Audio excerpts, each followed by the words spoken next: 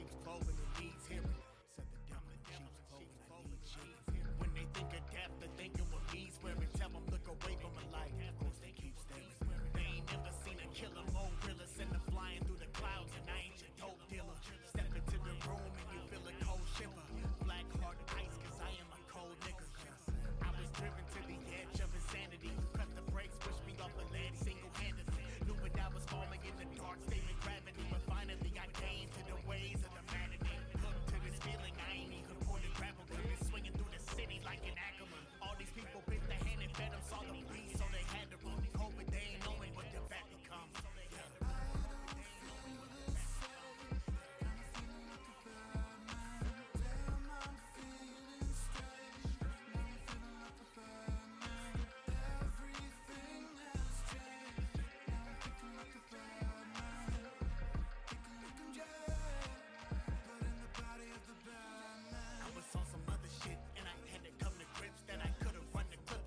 Bitches running lips in that cold of the past, man, it wouldn't budge an inch. But you freed me at last, I might run them to the ditch. How much time did I waste up taping some ships? I was one with the scum, I was coming from the rips. I was thrown in the dark, now the dark is all it is. I a hero or become the villain. Evil incarnate, grim night peace. Have you leaving lethargic? You lean when the sparks hit. Wish a nigga would make them bleed on the varnish. Only bullseyes when I squeeze at a target. Armed to the teeth and unleashed from the harness. Paint the town red, can't you see I'm an artist? Make you all dead, I don't leave any carcass. I'll throw you in the third row seat with a money carcass.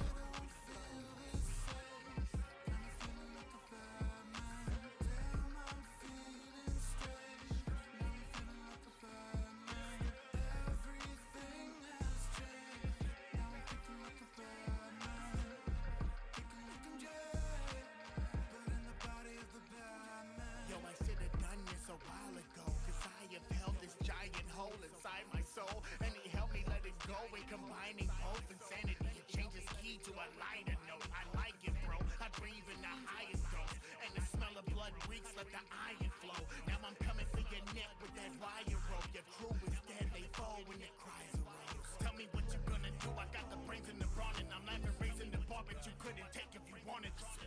Pull the hammer, put the nail in the coffin, be gone, evolve to maul as the thrall of Gotham. All in all, this path is the fall I wanted. Martha spawn in the god of darkness. You're in my world now, and you tap for hardness. You're the last one standing, so last to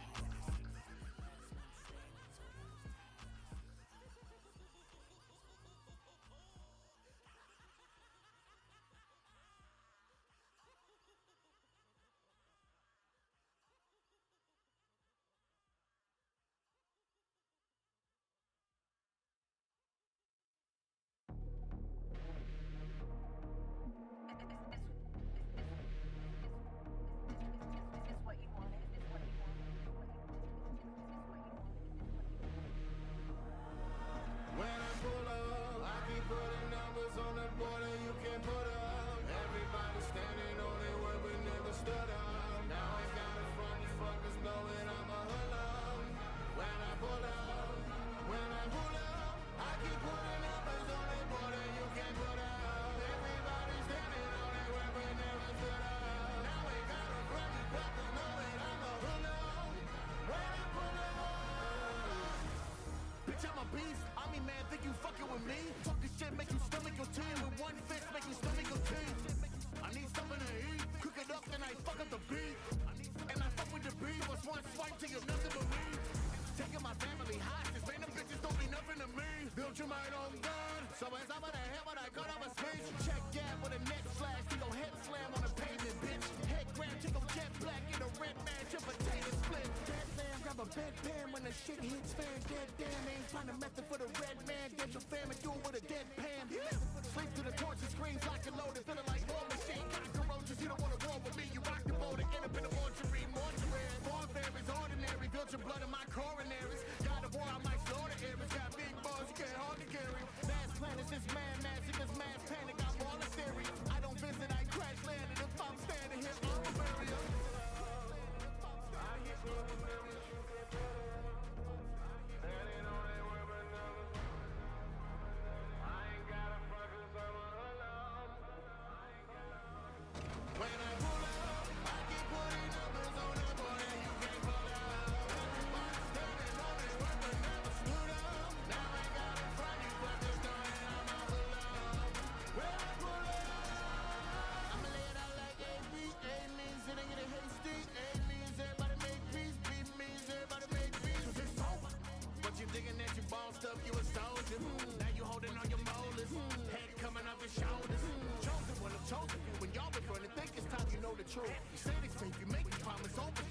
wolf will blow the roof. You said your best, I know it's rules. You laid an egg, you fucking with the golden goose. I laid it out, you know the rules. So if you blunt with me, you bet I'm smoking you.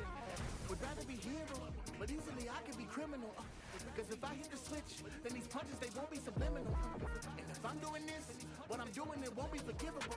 And if you think you with the shit, bitch, even my son is in. Cut the feed, cut the camera, cut the clamor. Bitch, I'm here to cut the cancer. Tired of bullshit, y'all prepared, but y'all should back now. I am here to up the hammer. Y'all can ban it back and forth and back. I saw your head, it's funny back. Back to back on every planet. Back it up, I'm running back, cause I don't care till you gone. Bitch, you dead. It's a problem, not a third. You the problem, you the head. Am I wrong? I don't care. Never get the sanction free, you rest in peace. Only gonna take the them or dead to me. Only had to get someone to get the breeze. I never get to play the rules and fantasies. Funny how you lose a leg, you bend the knees. Funny how I flip the word about the means. Something that you let in life and let the knees. What it wasn't meant for you, it's meant for me. What it wasn't meant for you, it's meant for me.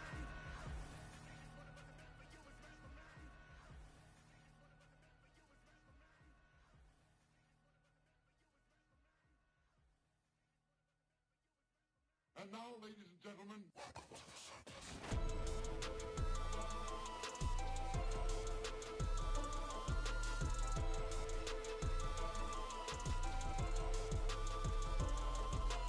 I've been looking for an exit, and nobody else around me seems to care. Everybody that I'm left with try to tell me that it isn't even there. I've been looking for myself this time. I'll be fine. Screaming to the void while I lose my mind. Don't reset me, let me drown somewhere that'll save me, pull me out of hell. I don't wanna see myself stuck in this loop again. And again, and again, and again, and again. You don't even need to breathe. You're stuck with a brand new family tree. Day after day, you'll be begging me to live in this heavenly, endless themed masterpiece. Drifting away, let the wind among the leaves. You up for the grand view, waiting you'll see. No more mourning, no more grief in this heavenly, endless themed masterpiece.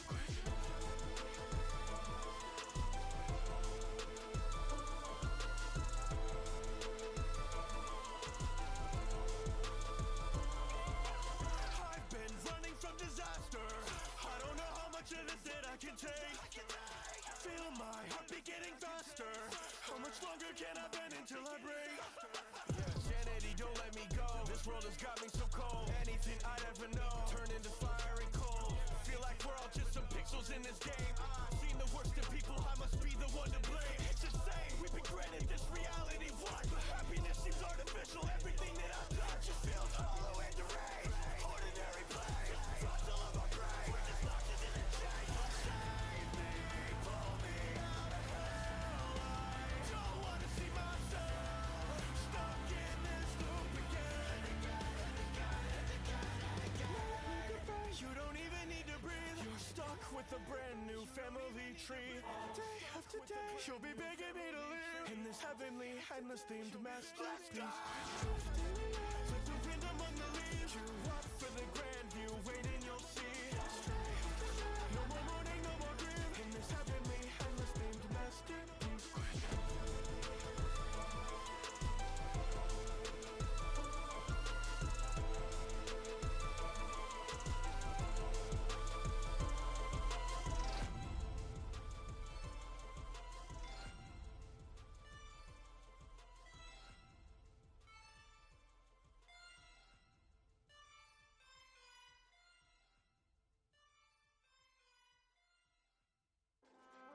Nezuko, come on.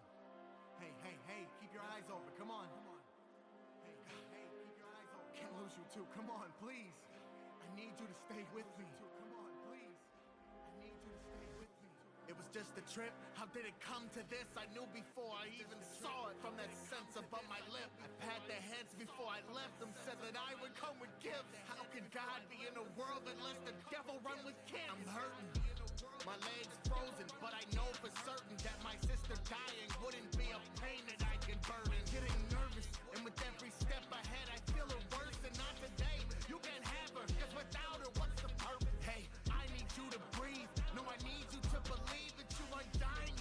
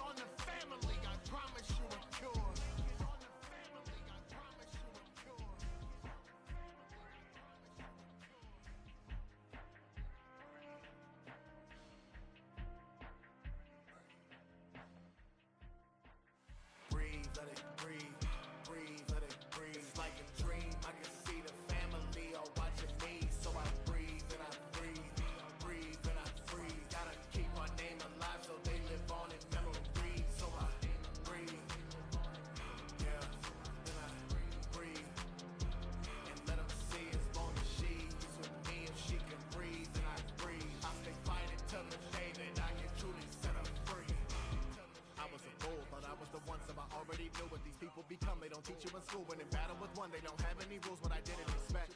It's when I relinquish a heaven, the tip of the neck, I'ma feel some respect.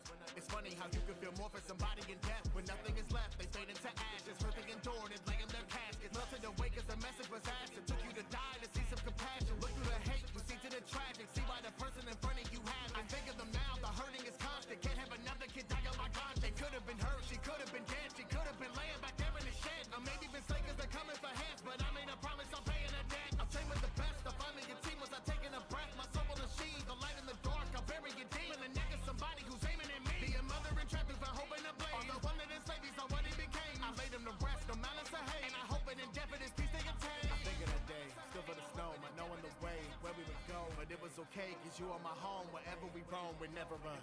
You are my home, wherever we roam, we're never alone. Really thought I lost you back there. Look, it's you and me, right? We gotta stick together.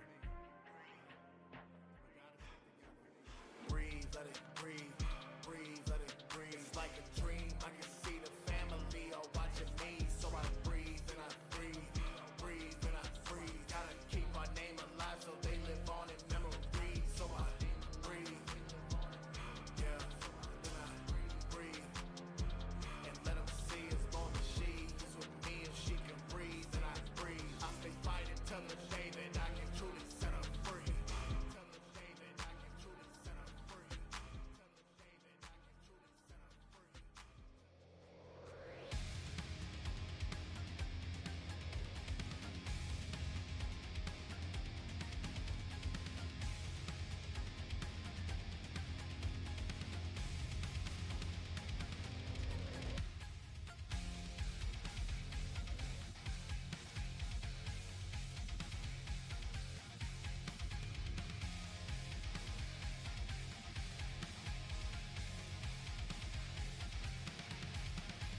Till death do us part, but we're already past that phase. This is a brand new start, and I think I deserve some praise for the way that I am. Despite having overdosed, ending up comatose, I don't give a damn. I've let my emotions go, fuck me in a sober hole. This is the mantra, this is my life. You're playing with now till the end of the night. Surrounded by fire, the passion ignites. Oh, hit all that I've been in hell of a high. I'm addicted to the madness. This hotel is my Atlantis. We're forever gonna have a fucking reason to sin. Let me leave my soul burning, I'll be breathing it in. I'm addicted to the feeling, getting higher than the ceiling. And we're never gonna want this fucking feeling to end. Just concede and give in to your inner demons again.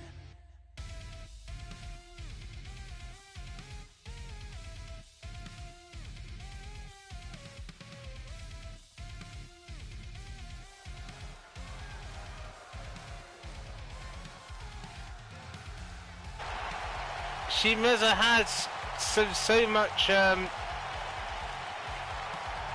has some whatever. She's definitely had something spicy.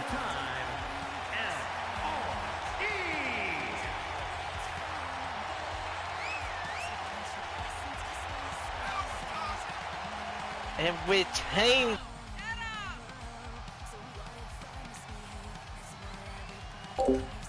Ladies and gentlemen, boys and girls, welcome back to DKW. I am your host, Phantom Dragon. And while today's going to be a short show, we hope it will have all the wrestling action we can usually pack in, maybe a little bit more. How you all doing tonight?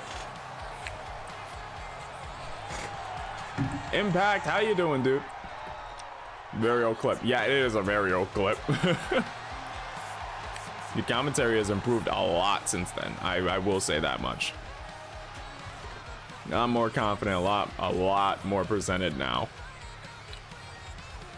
Keep up the good work, dude. Also, I saw IWCF earlier. The match Fandom had earlier. Crazy match. Like, I watched it literally, I want to say like 30 minutes before I started. It was that good. Toxic, how you doing? I see new points redemption things. Yep.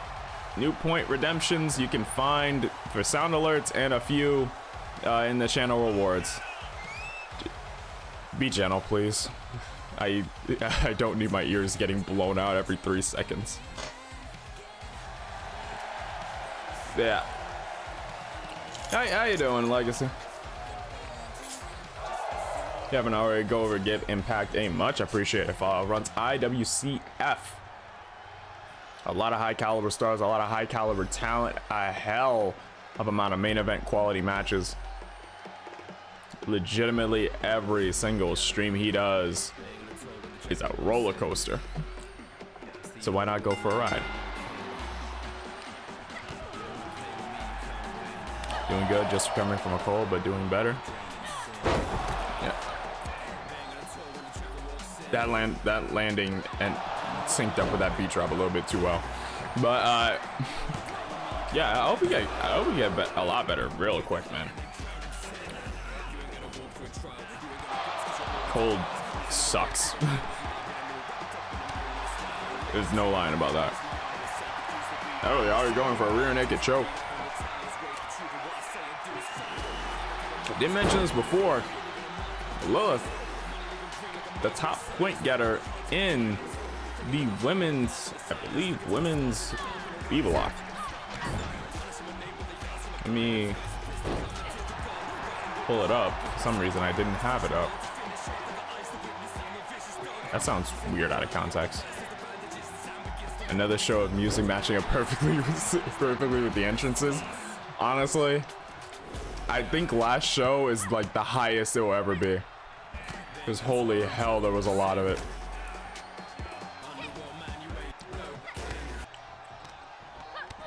Okay, gang, come on. You can do it.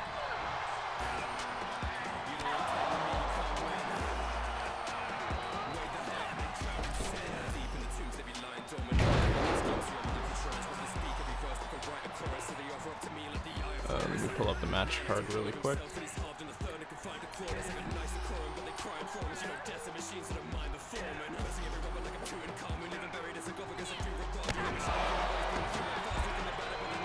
But yep, Lilith in the A block, my bad.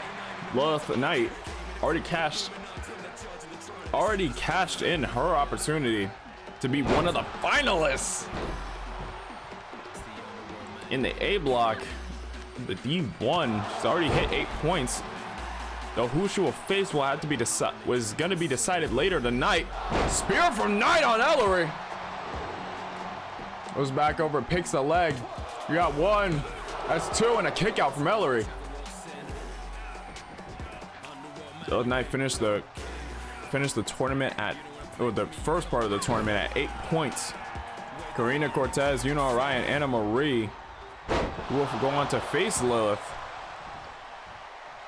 will be decided in a tiebreaker 3-way dance.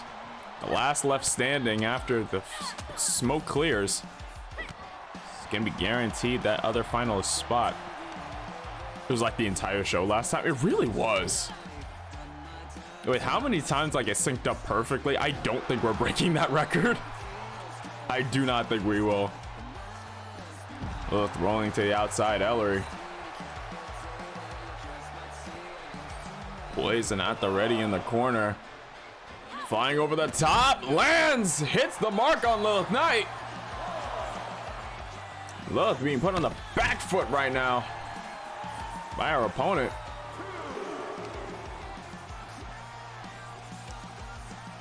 Not a lot to lose for Lilith Knight right now. Already locked in her finalist spot in the D1.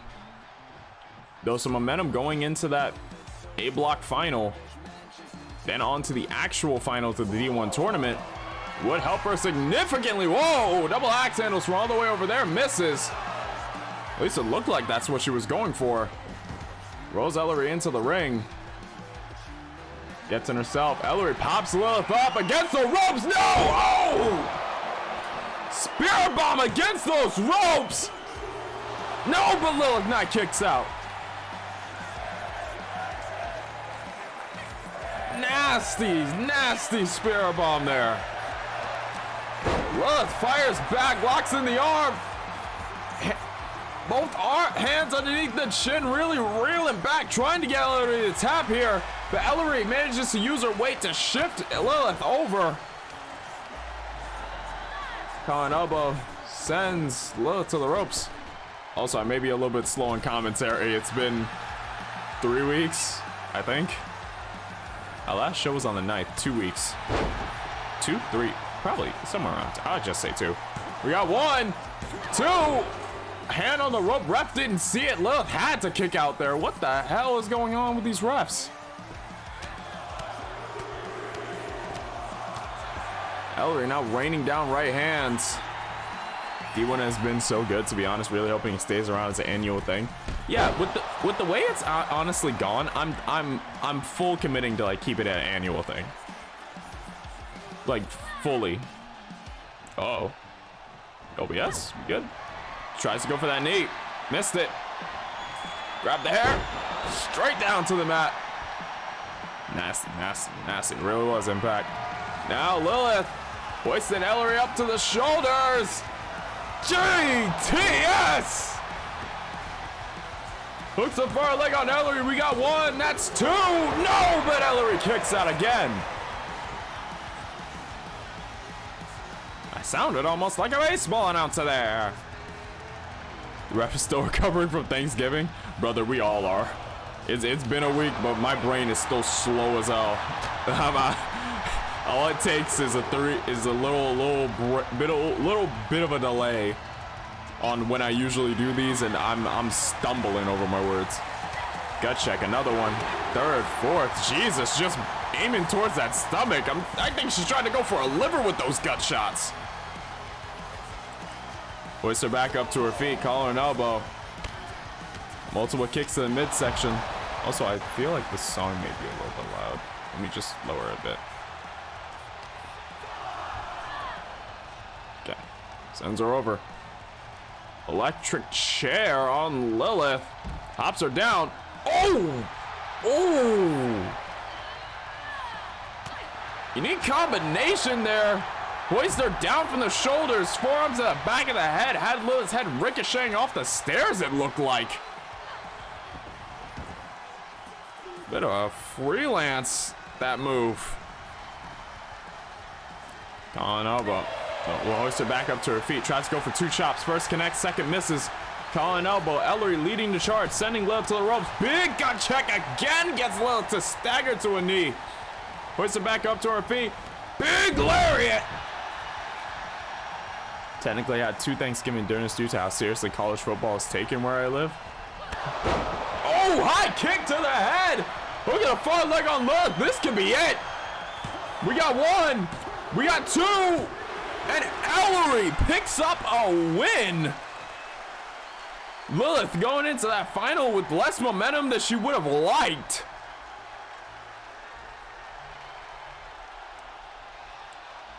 But a very well fought match. GG to both competitors. That nasty spirit bomb on the ropes, you could see it there.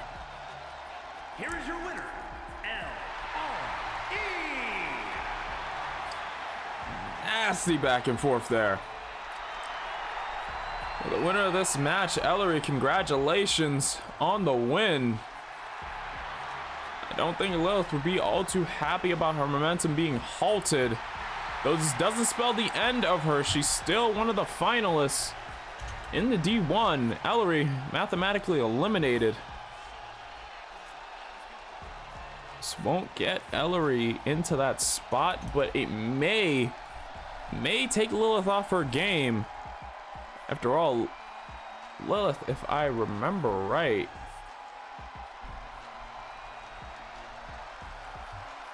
let me take a quick look at the match card.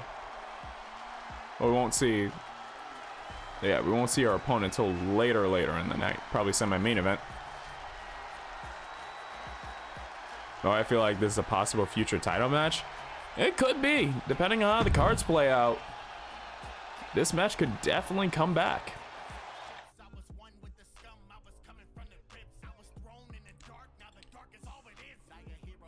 First of a few three-way dances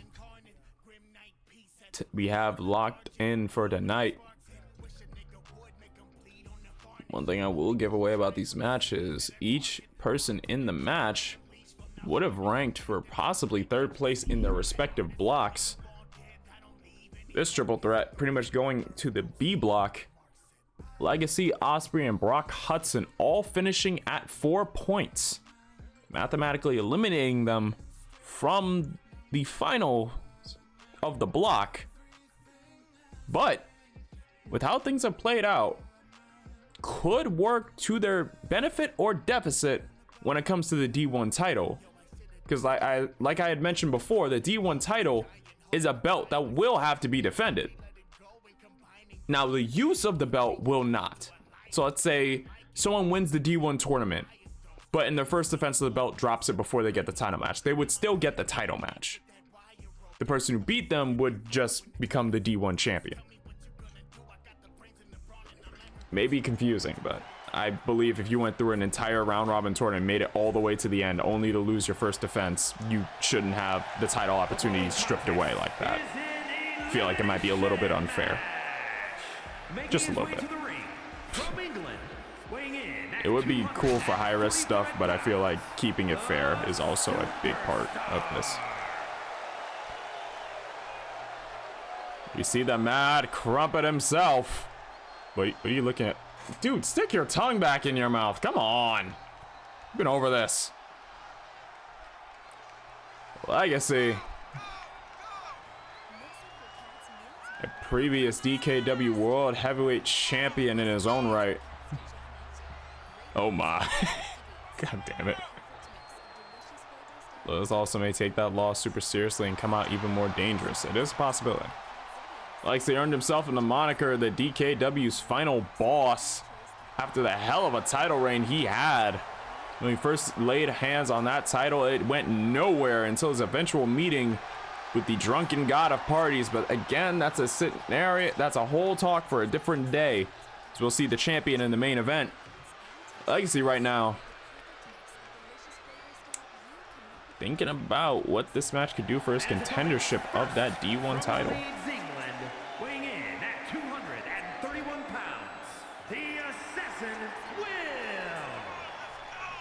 Legacy had dropped 3 of his matches against Nathan Bolushek, ironically enough, against Will Ospreay, and against OBS. So for Legacy,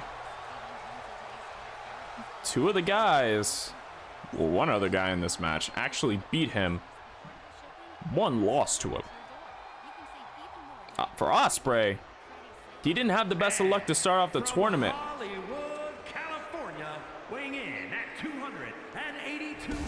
Give me a second, I will elaborate. Have you ever considered playing something like TEW? It's a wrestling booking game on stream. I may look into it. I'll look into it. Honestly, it sounds interesting.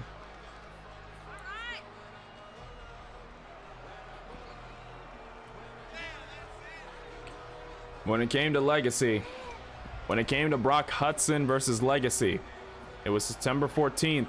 Legacy had won that match in the D1. When it came to Legacy versus Ospreay, Legacy had lost that match on October 26th. When it came to Brock Hudson,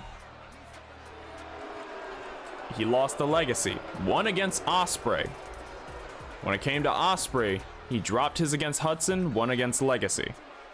So a bit of a interesting dynamic these guys are in. Now already bell rings and Legacy and Ospreay straight up going for each other. And now Hudson interjecting himself. Big gut shot. Ospreay going from behind, floats over. Tilt-a-whirl. Legacy from the ropes. Drops the knee straight on Hudson. A little bit of cohesion, but now right back to it. Hey, Velvet, what's going on? How you doing? Hope your day's been going well. It's pretty in-depth. I have TEW 2016, and I'm a few game years into the Ruthless Aggression era. WWE save. Ooh. I'm doing good. How is your world? Besides my left elbow still being a little bit janky. Oh, that was really close to those stairs there. We got from Ospreay though, guiding Brock to the ropes. And now sending him for a little bit of an arm drag. Single leg drop kick to the side of Legacy's face. What happened to your elbow? What did I miss? I think from what I'm able to gather, it's nothing serious. I just think I slept on it wrong. So now like feel like it was maybe me straining a tendon or something. I'm hoping it's nothing too serious. It's just the range of motion is a little bit dull than I'd like it to be, or than what it usually is. So yeah, I'm gonna give it a bit. Maybe it'll heal over time. But Sheldon Benjamin beat a currently two-time WWE champion after holding the IC belt for basically a year. Oh, and a DDT from Ospreay to Hudson. Now unleashing the chops. Snapmare kick to the base of the spine. Advil in 24 hours, essentially. That's kind of the treatment I'm giving myself, just to see if it gets better after a bit, then I have nothing to worry about. If it feels like it hasn't gotten any better, then I will go out of my way to get a doctor's look at this. Because I can tell it's nothing wrong with the bone itself. Everything's in place. The fact that I just said that so casually, it's like, damn, how many times have I actually had to check my fucking bones? Wait a minute. I realize just saying that casually is weird. If that gives you any glance into how many times I may have been hurt as a kid, that I can literally just touch the place and realize, okay, so it's not a bone issue. Never broke a bone in my life, but yeah. Look at the far leg from Ospreay, and a quick kick out from Brock. Nope, I understand completely. Yeah. But yeah, from what I'm able to get, it's probably just small stuff. I'll give it a bit to heal. Right now, my knee kind of had the same issue, but it's healing well enough. And I didn't get much on it. It was just a bit of swelling, probably strained it a bit. So just give myself as much TLDR as I can. TLDR? That's not what that fucking means.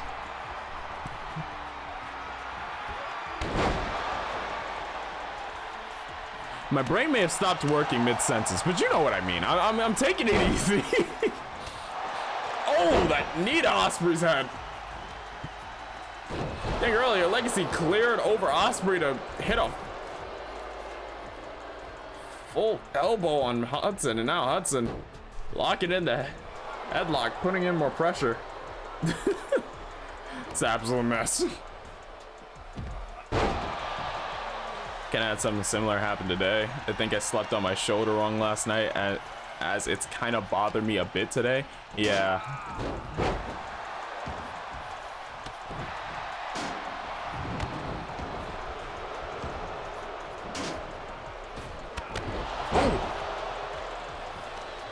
Again, a little bit of accidental cohesion. Damn, with the DDT goes Legacy. Hooks the far leg on Hudson. Count of two and another kick out. Low hanging drop kick from Ospreay. Legacy rolls out of the way. Tries to go for a spear, and Ospreay raises the knee. Tries to stomp on Legacy. Hudson hits a sling blade. Now Legacy was measuring Ospreay, but Hudson's gonna lock in that headlock. Says, stay away, he's mine. Wait a minute. That's what I do all the time. It's like, it's okay, but most pulled muscle in the middle of the night. Yeah. Yeah. I kind of I try to give myself at least a few days to see if it will calm down. If it does subside a little bit or looks like it's getting better, I'm not gonna blow it out of proportions. But if I don't see any improvement and it just feels like it may be getting worse, then yeah, I will drop everything and go see a doctor about it, because Yeah, the last thing I need to know is that I somehow pulled a fucking muscle clean off the bone. That's the last thing I need in my life.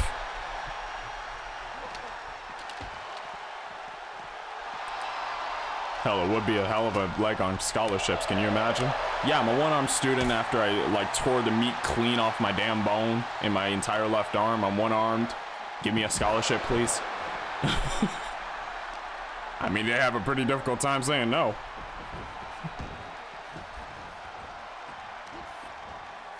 And have it happen during sleep. Better have a story lined up.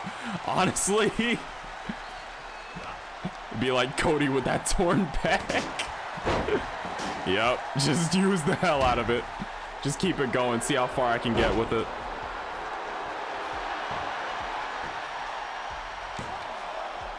Look at the far leg. Again, a kick out, this time from Legacy. Neither man looks like they're getting close to calling it that 3, and oh! Legacy hoisting him up. Trumpet wing on Ospreay, hooks that leg. We got 1, we got 2, and Ospreay kicks out of the crumpet wing. Calling elbow. Sends Brock towards the ropes. Wait a minute, Ospreay trapped the head of Legacy. This is how we got the pin over Balushek, but no, a kick out. And a clothesline to the back of his head. Pele kick follows up on Hudson. And now just working over that left leg of Hudson. I would be screaming if that was me.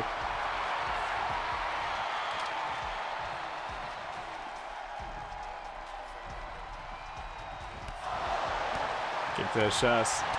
Just lighting him up. Wait a minute, switches targets for the devil trigger. Looked like he was gonna go for something off the ropes on Brock. Saw Ospreay getting up and said, you know what? Let me change my directory. I don't think I like you very much. And now another sling blade from Brock Hudson. Legacy gets in the ring. Hoists Hudson up. Gets him by surprise. And it hits Hudson with a crumpet wing. Ducks Ospreay to go for the pin, but I think he realized Ospreay was an active threat. Sends him around, sends him off towards the ropes, rolls through. Big wheelbarrow stunner. Now hooks the fire leg for a cover on Ospreay. We got 1. We got 2 and a kick out from Ospreay. Now fisherman suplex from Brock Hudson. The action in this one has been fast and dynamic. Not a second to give me a chance to breathe. But now Hudson showing off the strength in those legs. Some squats and a delayed vertical suplex to boot.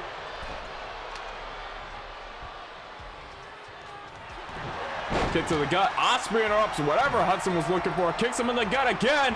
Hollywood stud. Oh, that was really close. Hooks the far leg. We got 1. We got 2 and another kick out from Legacy. He's not going anywhere. I'm also guessing you saw Survivor Series. I saw it. Yeah.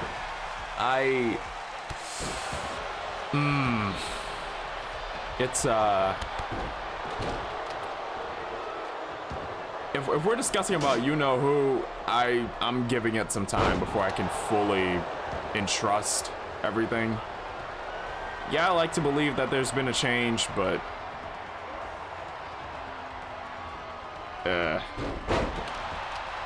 return of the greatest Hall of Famer ever.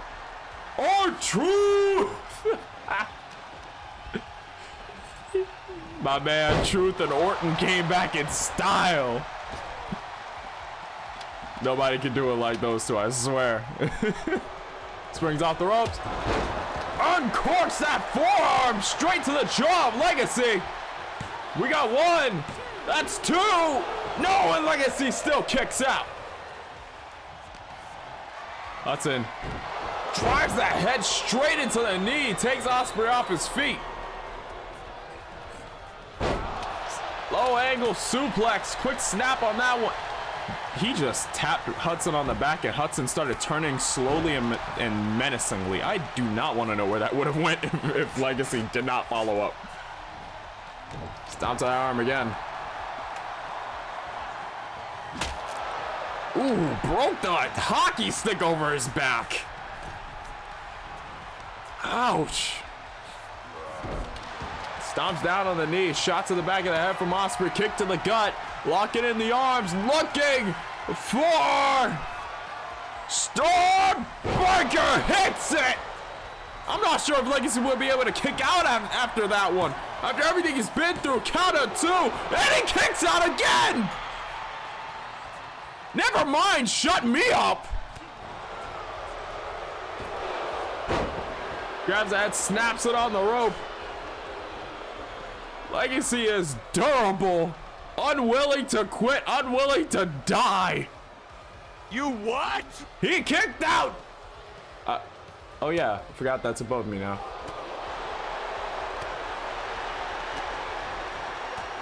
Oh God, Ospreay dived for nothing. And now locking that arm behind his back.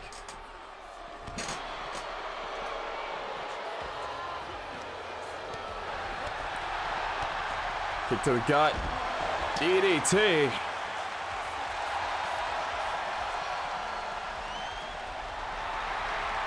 Now Ospreay just taunting up a Storm. Honestly, I feel a bit bad for Truth being stuck with the gimmick he has, because he can legitimately go, if I remember right, was a former NWA World Champion. Yep.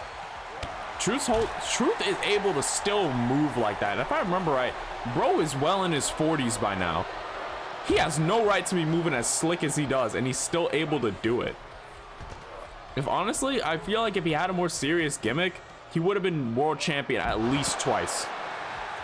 At least twice.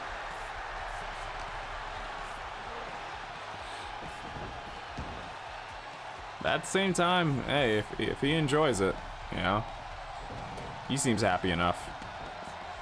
So who am I to knock a man's happiness? God knows people have tried that with me. Oh God, the dive from Legacy! And the kick to the back! Holy hell, he's older than me.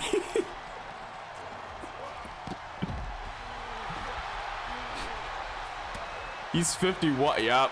Yeah. That man is in his 50s and still moving like he's 23 with a grudge.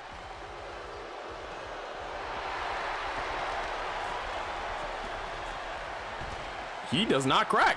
I'm telling you, bro's aging like wine. It's incredible.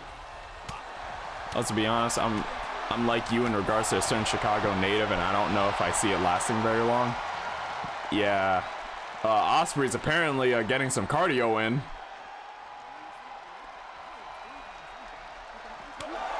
Big chop, kick to the gut. European uppercut, kick to the knee. DDT on Ospreay! Oh God, I think he got sent into that stairs. Bro will be 75 and still moving like he's 28. I swear to God. That bro will be 100 the first time he ever pulls a hip. The first time he ever feels a muscle ache from the shit he does, he'll be 212. And I'm willing to bet bro's gonna live that long too. What the hell he's been keeping himself in?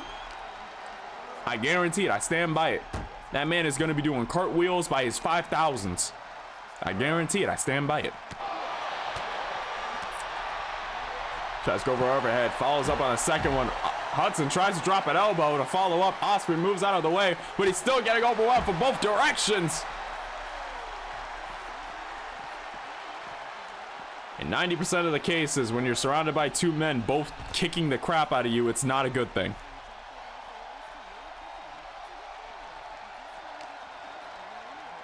I'm not going to elaborate on what the 10% is. DDT on the outside. Brain buster. Sorry, I said DDT. And now Ospreay and Legacy taunting each other. Ospreay comes rolling in. DDT. Hudson tries to go in with a lariat. Rear waist lock. Shot to the lower back. Rear waist lock again. Kick to the gut. Pulls the head in. Hoists him up. And power bomb on the outside. Oh, Legacy looks like he's using the no rules to his advantage. Kick to the side of the head, kick to the leg, kick to the head again. Straight right from Ospreay. Colin elbow sends Hudson in. Hudson sends Ospreay into the ring. Jesus.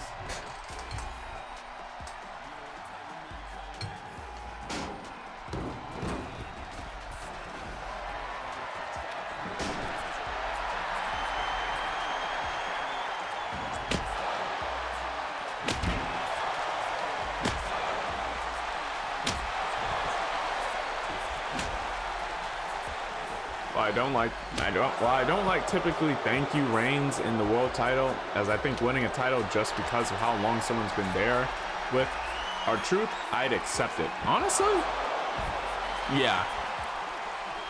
I can see them doing something like that, at least for Truth. Even if it's just like a transitional thing. Truth legitimately is one of the more prominent acts on Raw or SmackDown, just WWE in general. Like, that man doesn't go into the Hall of Fame. Oh my God!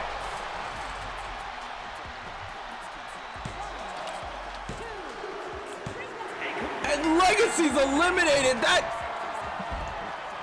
Stormbreaker landed him straight on the steel steps. And now hooked on a far leg on Ospreay after a Hollywood stud. It looks like no. Looked like Hudson had cashed it in. We need someone at ringside to check on Legacy. That did not look like a good landing after that. Holy shit. Oh my God.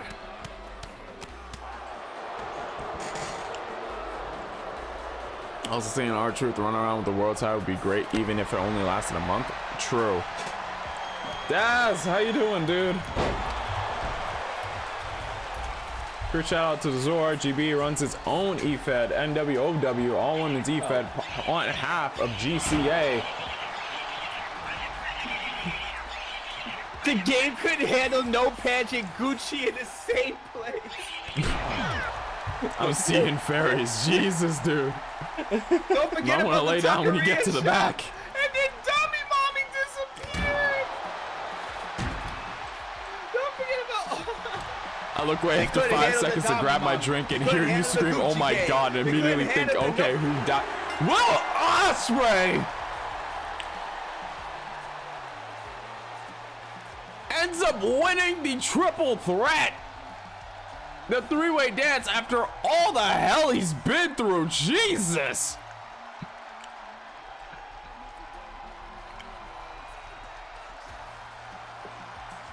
Here is your winner, the Assassin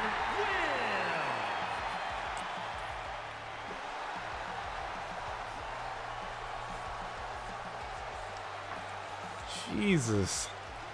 Hell of a match from all three of these guys.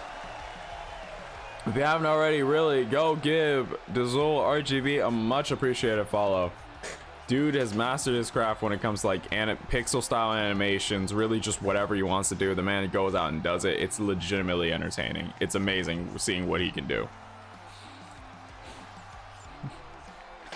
Might need to make a jab towards a certain Chicago-made punk in my next promo. Oh. Hopefully we won't have any media scrum incidents. Well, Ospreay wins the match. GG to Will Ospreay. And GG to Legacy and Brock Hudson. Like I said before, a hell of a hard-fought match from all three angles. We're gonna get Legacy checked out because I'm not sure. Yeah, he's definitely seen some fairies after that one. Jesus. And Hudson too. We'll get him an ice bag. I'm not entirely cruel towards that man, even though he doesn't deserve any like kindness from me. But that's besides the point. Does almost in Chrono Trigger.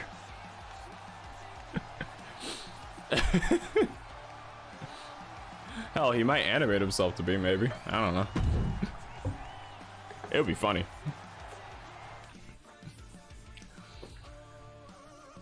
That's only a second match on the card. Jesus. Next match, one-on-one. Serena goes one-on-one with Velvet Dove. Dove, the current DKW Women's World Champion, not the best of luck going into the tournament and going through it. Dropped a lot of matches, was mathematically eliminated, though it doesn't leave her too dissuaded. Goes one-on-one with Serena.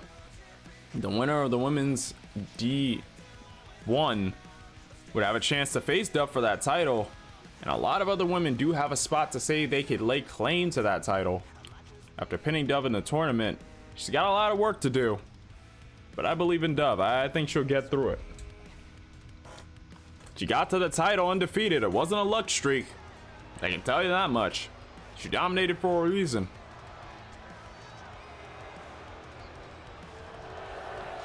The following is scheduled for one fall. Making her way to the ring. 2 matches in, we already have death on our hands. It's like ECW.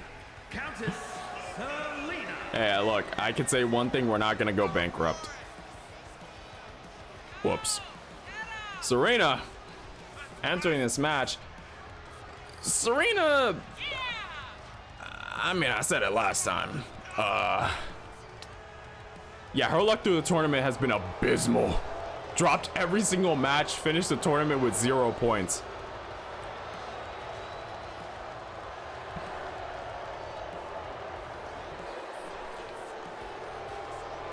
Bankrupt.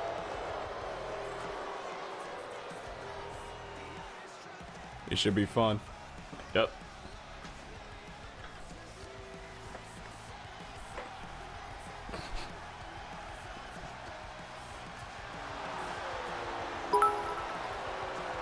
So D Azul RGB cheer. There we go. X50 duck.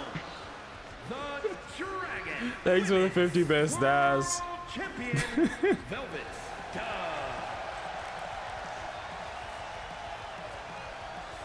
Paul Heyman may not be the best at running a company on the money end, but damn if the product wasn't entertaining. The product was entertaining from bell to bell.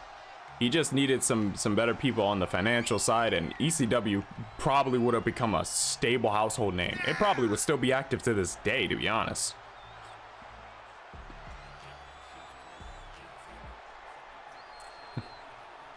Looks so crabby. I mean, she's holding on to that title. My belt, don't touch my belt. Don't look at my belt. It's mine. My precious. Dove making her way to the match. Exactly. He said before, didn't have the best of luck when it came to the D1 tournament.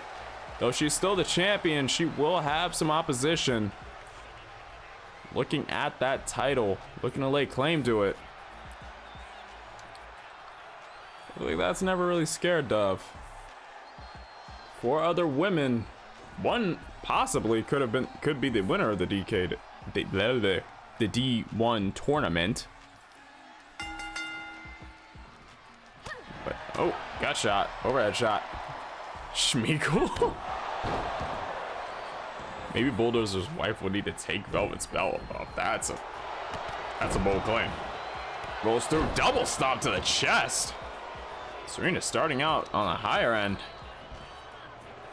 Bear hug slams Velvet back first into the ground. Serena, I'd imagine, not happy about how she placed in the tournament, but when her usual bag of tricks is a lot of distractions, turning off the lights and calling people out, I don't know. A pox on you. Ah yes, the got it. Woo. Just shut up. She hugged me. I claim this as a win. Oh, Velvet is all about the hugs. Serena already getting in the ring, flies out to meet nothing. Jesus, woman, were you trying to spear a ghost? Velvet got hugged. I call the press. Her gimmick has been stolen. What was that shoulder shimmy? It was a lot of confidence, I guess. I've never seen that before. I don't even know. I think because it's such a long animation, it probably gets cut off. Now it's our armbar. That was fun, not on me. Works the far leg. We got one. We got two. No, and a kick out. Serena still holding on, but Velvet very quickly turning the tables on the Countess. Now pulling that arm. Trying to hyperextend that shoulder. Dropping the elbow right between the eyes. That's not going to be comfortable at all. Snapmare to that neck. Focusing on the head and upper shoulders. Trying to get her. Trying to trip her. Try to go for a drop toe hold. Gets reversed and then a low angle clothesline. To be honest, I expected Velvet to score 10 points. It was interesting. We definitely thought she was going to go clean throughout the tournament. Honestly, I'm not afraid to say, like, I thought that was going to be the case. Takes a gut from Velvet. Rolls through it, and I think she wants her hug. There it is. When Dubs cried, fully locked in, she wants a hug. She's got it. How long will Serena be able to stand this, though, is the question. Knees to the side of the head, though. Definitely cut the question short.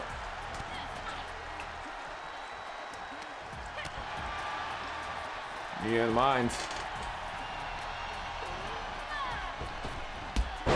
Rope to rope. Kicks out the leg from underneath her.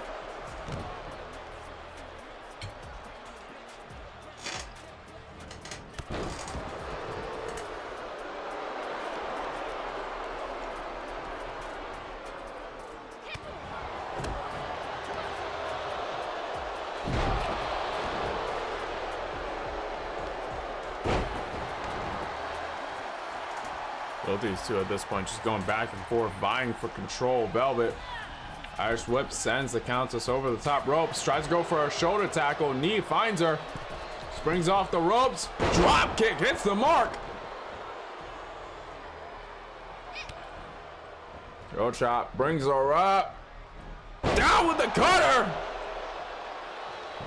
But Velvet gets right back up to her feet. Tries to trip her. Held by the scruff of her neck. Put onto the ropes. Velvet is in trouble. Serena going all the way to the outside. Rolls in and oh, the extension on the stunner. First time in a while we've seen that out of Serena, but Velvet kicks out.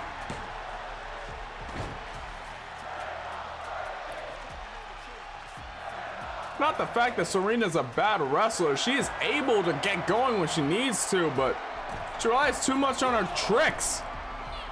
And oh, the DDT.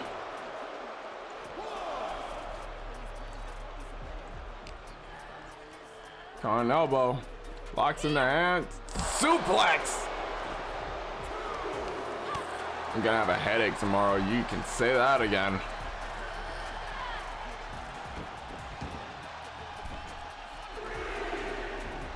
Velvet gets in the ring.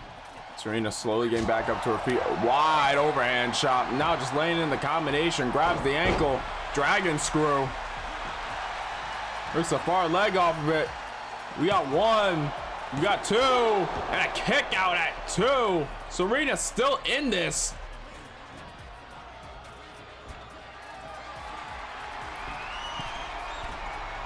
Going up to the top. Big leg drop. Finds the mark. The height she got on it. I don't know why I feel like Velvet has a rear view in store and will use it fairly soon. I mean, it's Velvet Dove's signature. Oh! Bird suplex there.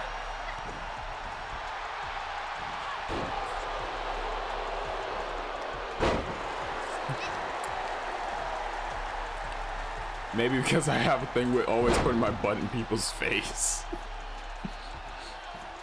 And now Fujiwara armbar employed, really locking it in deep. Trying to weaken that arm. Right hand again, third right hand. Double shot to the gut, runs in. Rear view! Just as I said before, foot instinctively on the ropes though. Velvet drags her away. I think she is unconscious at this point. Asking you shall receive rear view. No, but cannot get the 3.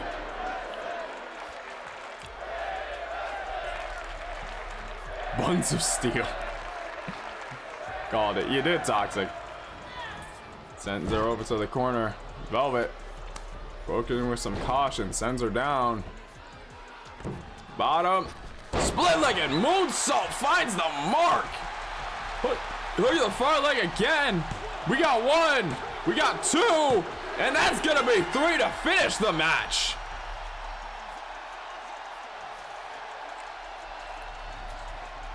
I might have psychic powers. You just might at this point. He guessing everything. I'm just gonna assume you're psychic.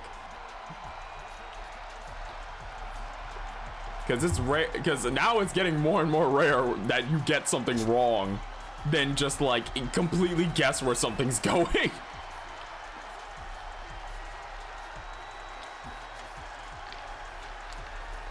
Here is your winner, Velvet Dove. See a bit of a welt forming beneath Dove's left cheek, but that just proves she's tougher than you think she is. She has the title for a reason. She did both women. Definitely bringing the best out of each other, I found in this one. Another win goes to Velvet Dove, the champion. Looking to pick up some momentum lost in the tournament. Looking to keep things going as they are. Hoping to keep that belt around her. Though she will have to be watching later on because some tiebreakers are going to be formed. And she's going to see the 4 women that have a chance at her title while holding one of their own.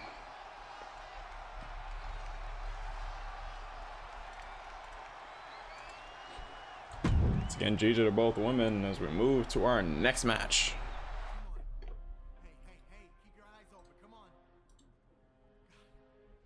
Can't lose you too. Come on, please. I need you to stay with me. It was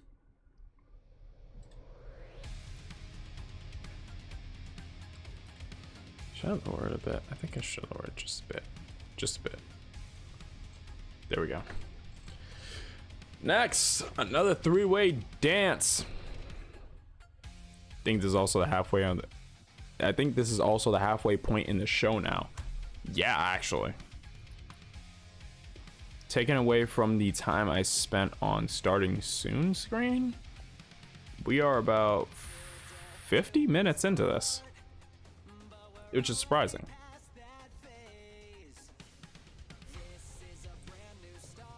Three matches took 50 minutes shared.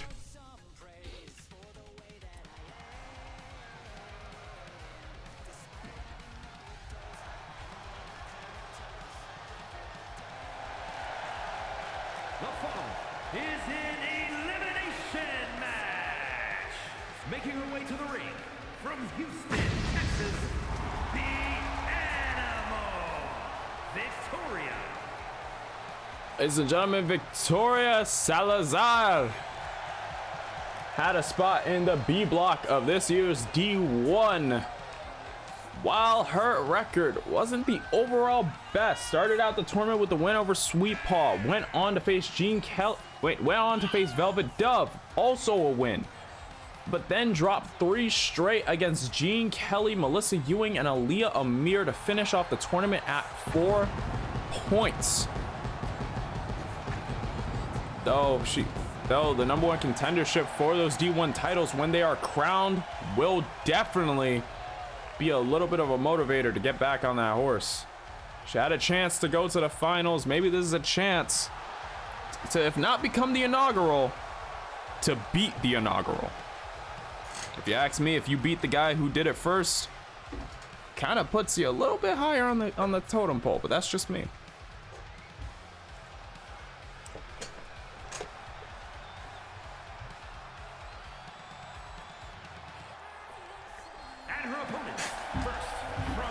So if I ever go silent, I'm snacking. I have like brownies next to me.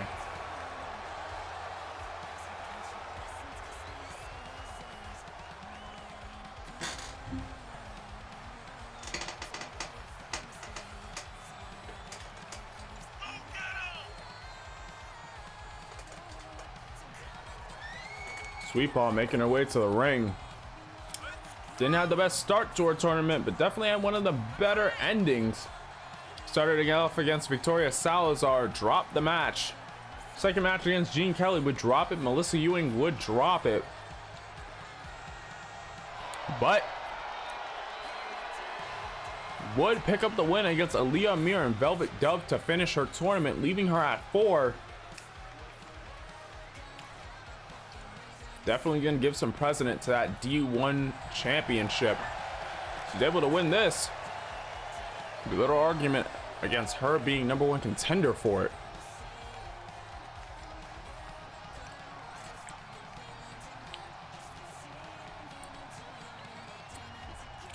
And from Bray, County Wicklow, Ireland, Gene the Bomb Kelly. To be honest, I kind of wish the game had Samantha as a ring announcer, because I swear that girl can make a practice match at a performance center feel like a main event at WrestleMania. You right. Ladies and gentlemen, Gene Kelly, not the best start to her tournament. Had a bit of an incline and then went down. Started the tournament against Aaliyah Mir, dropped the match, would win her second and third matches against Sweet Paw and Victoria Salazar. Interestingly enough, would drop her next match against Velvet Dove and then to Melissa Ewing at the last hurdle. Currently, Gene Kelly taking part of the ONC tournament going on So Real Wrestling, a part of GCA, an intercompany round robin style tournament similar to that of the D1 we have over here. If you want to go over, give that a much appreciated follow. You can go check out So Real Network.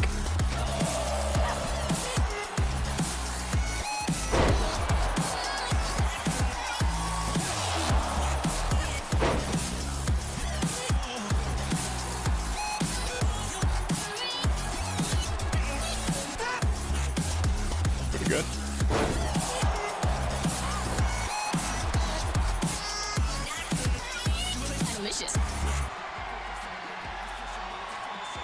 That's just the halftime.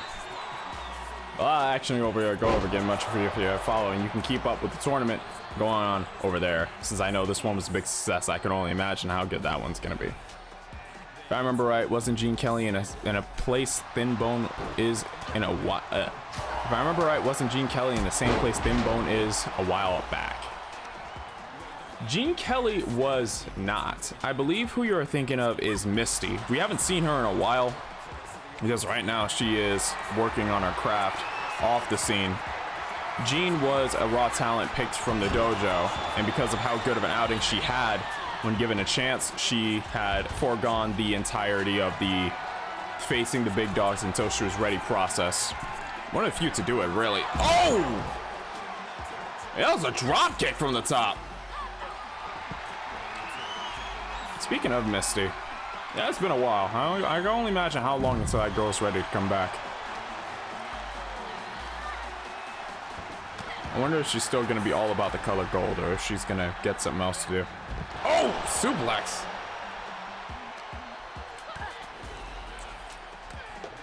Go check out the So Real Network. Proceeds to have a My Little Pony looking character being a DJ. Yeah. Yeah, that's just how it is. That's just the halftime show too. You ever seen a pony? You ever seen a pony hit a remix like, oh my god! Okay, so Victoria shrugged off a dive and threw Sweet Paw at the same time. What? Yeah, Sweet Paw versus Gene Kelly versus Victoria Salazar de los Santos Hernandez Fernandez Gonzalez Rojas de la Rijo. I got it. I fucking got it. I didn't stutter. Let's go. I did it. I won. I didn't stutter once. I said it in one go. I said it in one go. I did it. I did it. I did it. No stutters. Full first try. Give me my damn belt. Give me my fucking belt. Look at the far leg and a kick out from G. So Victoria is a female Samoa Joe confirmed. Yeah, pretty much. Kick to the gut. Goes down to the counter. Jesus Christ, Velvet! 50?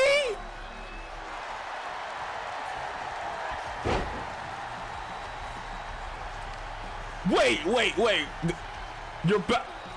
50? That'd be all. Jesus Christ, Velvet! 50? Jesus, thank you, but 50? Jesus Christ! I thought I was tripping reading that. That said 50.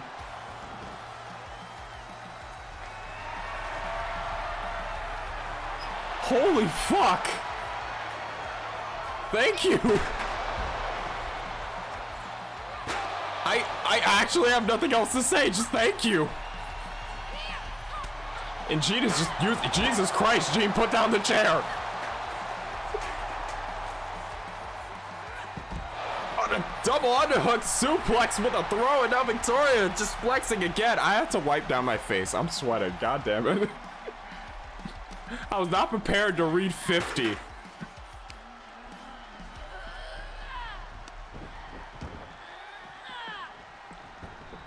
Holy hell. Right hand, just Gene uncorking of a stiff right hand. And again, another goddamn chair shot. Brings her up, slams her straight down. Hits the gut on Victoria. Kick to the gut again. Lifts her up. And oh, south of Willow on the chair. Oh, straight on the chair. Count of two and Victoria kicks out. Oh, Christ, Gene, please. Straight to the back of the head and now just abusing the chair on Victoria. Gene has been let loose. Kick to the gut. Gets sidestep. Kick to the gut again. Oh, Christ, no. Wait a minute. Pommel. Ah, get on the chair. Again with the damn chair and another kick out.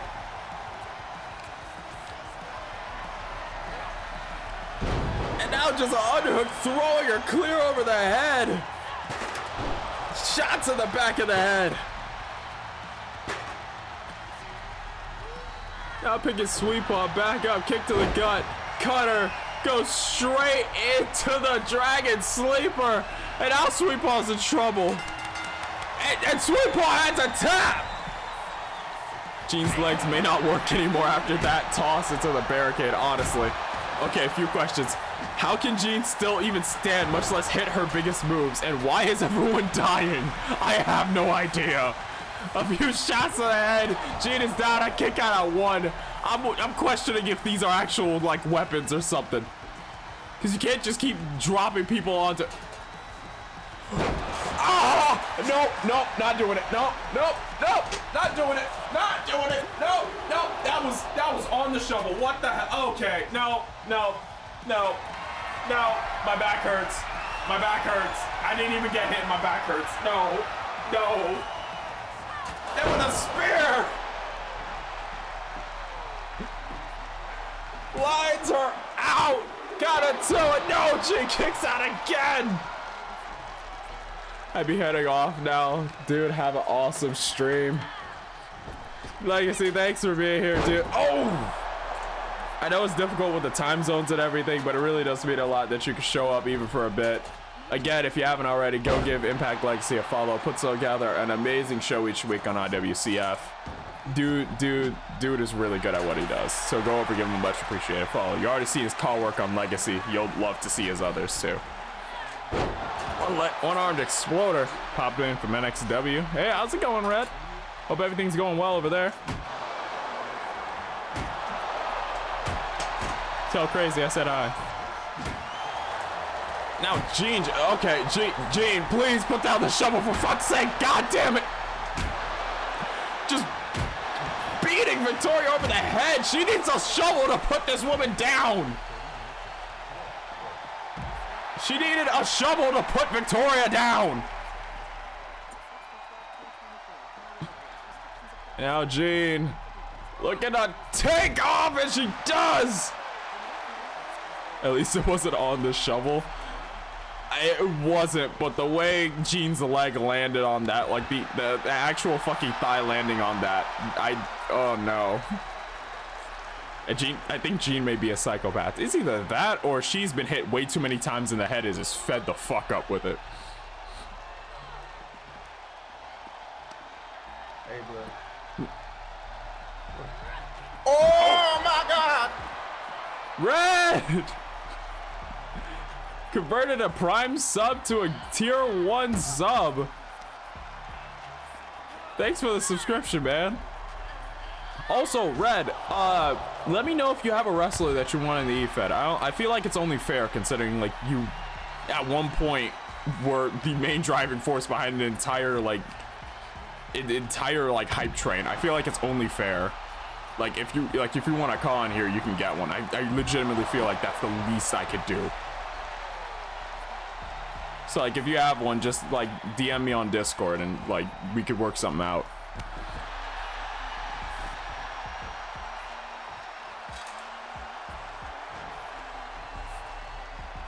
Oh, now Jean's exiting the ring. Not good! Again with that shovel!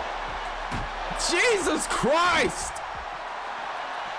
Tries going for a lariat, gets caught with that shovel again, and Victoria not moving, but the 6th shot takes her out, and now again she's able to fight back up. Victoria, oh dear Lord, tables have turned. I think we may need a very experienced medic after all this. Right hand from Jean separates the shovel and Victoria. Jean, do not pick up that shovel again, I swear to God. Okay, she's walking away from it. I think we're in the clear. Thinbone finna take a big L to Red. I think Red would dog walk Thinbone. I'm being honest. Or Misty, depending. Oh, collarbone. Collarbone? Sling blade. Rolls through. Big drop kick. Jean, enough is enough. Goes off the ropes. Big splash from Victoria. Breaks her up. Big spine buster there. Hook at the far leg again. We got 1. Got 2. And again a kick out from Jean. Jean gets right back up. Kicks Victoria in the gut. Wait a minute. Hoists her up. South of Willow again. Could Jean win it here? We got 1, 2, and Victoria kicks out. She's not gone. She's still in this. Again, those right hands of Jean flying, trying to take Victoria off her feet. Runs in, throws Victoria out of the ring. And Jean already measuring up, going flying over the top. Call Josh and Elliot because we're going to need all the Sensu beads. I think we're going to need the whole bag. How many of us Corin's got up there? We're just going to need them. He's going to ask how many we need and we'll just say yes. I think we might need to get Shenron involved. I hope we don't. Victoria flexing the guns. Jean getting right up behind her though. Rear waist lock. Back elbow to Jean. Now throws Jean right into the ring. I had to check if my phone was dead. And now, big right hand, stops with a kick. Big boot, takes her out. Stomp to the face. Now measuring up, goes in with that knee to the side of the head. Drops the elbow, no. Jean moves out of the way. Right hook, kick to the gut. And I think she's going for South of Whitlow again. Hook in the far leg. 1, 2, and that's 3. Jean Kelly giving out and going through absolute hell. pulls through this vicious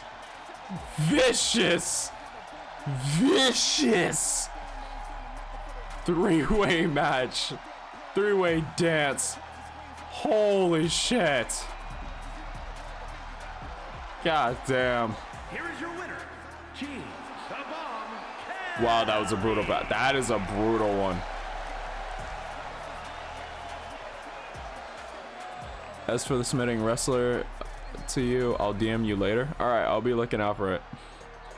Sean, what do you need, Phantom? 2 of my wrestlers killed each other with a shovel. I like them back, please.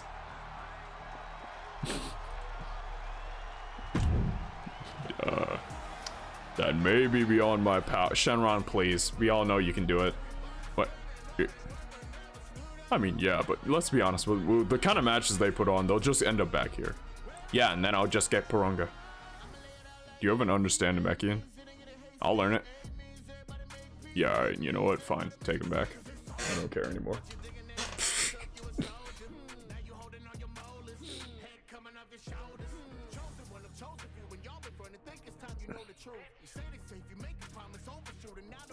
Like stretching my arm. Yeah, it's still stiff. Alright, let's set up the other half of the card.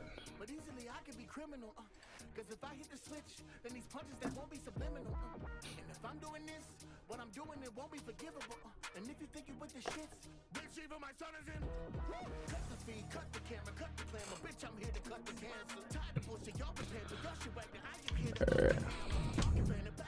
Let's edit some stuff.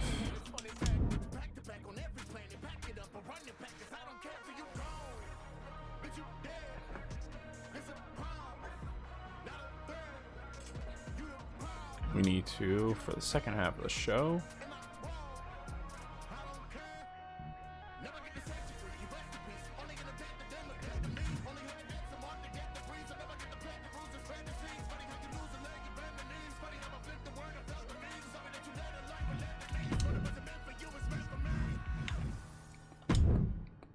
didn't mean to press that. Customize match, and we are looking for another three-way dance.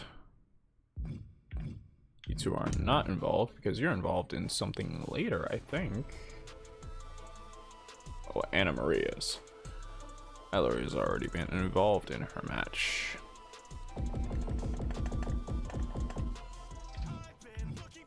Right, I need to change you.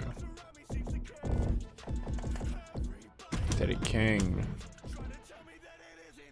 versus Josh versus Defect Skull.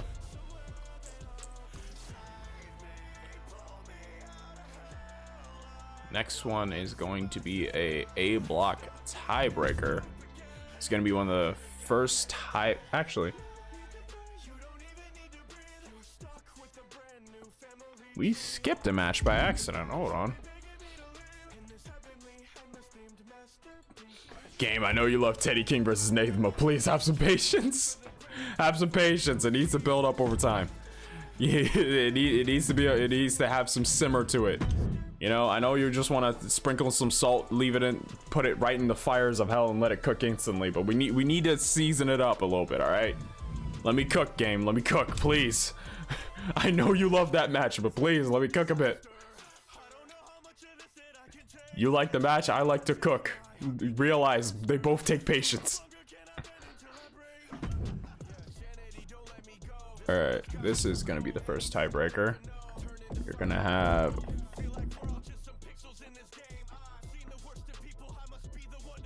this is gonna be a normal match, normal three-way, triple threat actually, because with the way this match is gonna be framed, because there can only be one, or not one, but actually two, with how the B block has gone.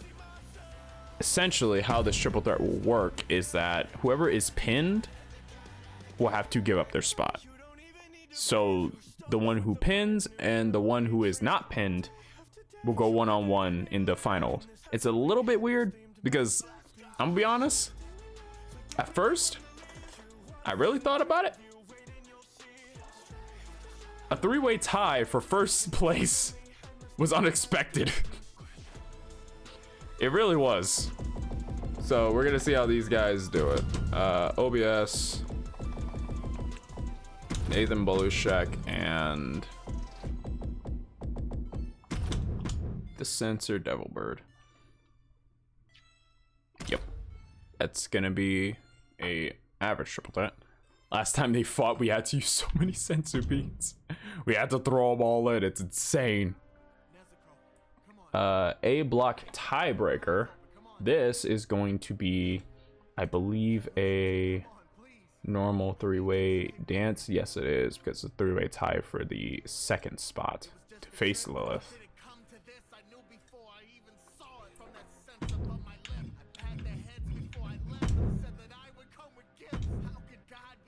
So first person gets pinned gets eliminated from the semis. Yep, for Belushek, El Pollo del Diablo, and OBS, that is the case. Because in their case specifically, it's a three-way tie for first and second place. Because they're all tied at 6. So one person's gotta go. One person's gotta take the pin. So either you pin or you get the hell out of the way. Either way, we'll know who the two will face off in semis are.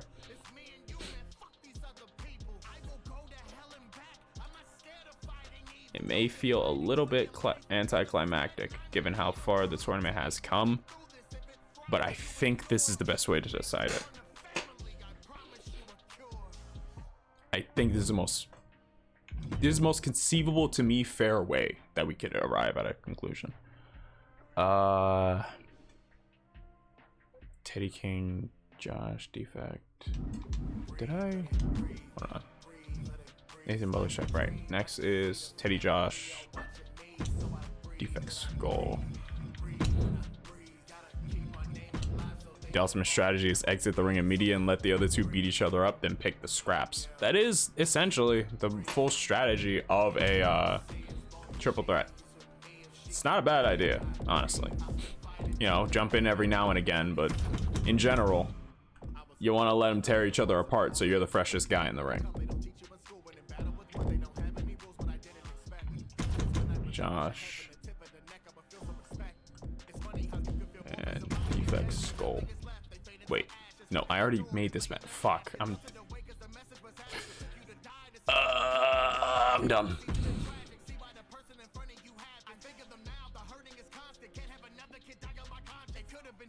So all I have to do is just swap the people in the match.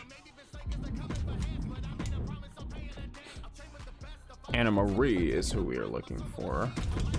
Anna Marie, Yuno Arai, and Karina Cortez. Three-way dance to determine who will face Lilith Knight in the finals of A Block. Too bad the game won't factor that in. Would be cool. Would be cool if a WTE. Bit confused about that one. And in the main event is going to be a mixed tag. Would be cool if a wrestler had the cowardly trait that it did. Oh yeah, honestly, that would be really cool.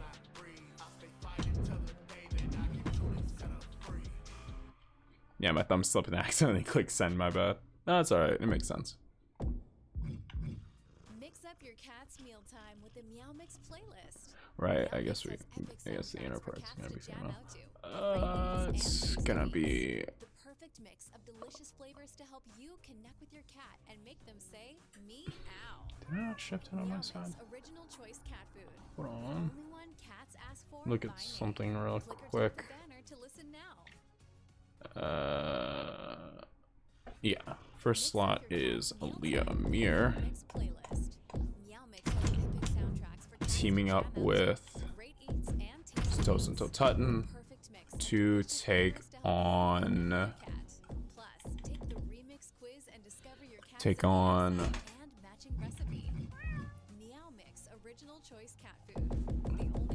Melissa Ewing and Bulldozer.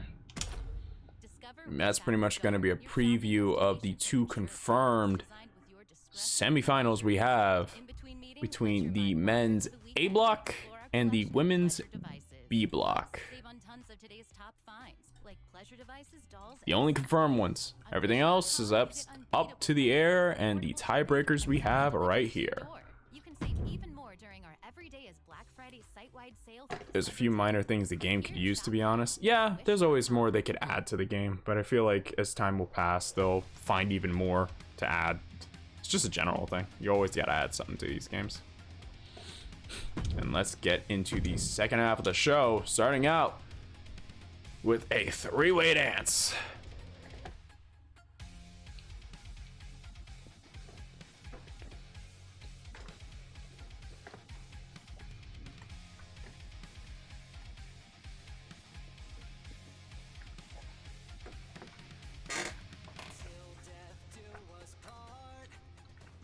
One thing I love to see is 2K show the WWE games some love they show to the NBA games in terms of updating looks and attire changes.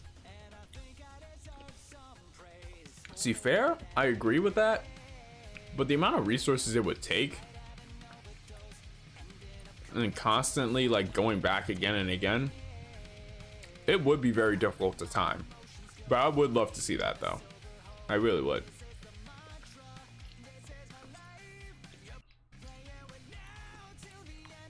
I remember a few years ago, LeBron stopped using a headband, and then very next day they changed it in the game. Oh.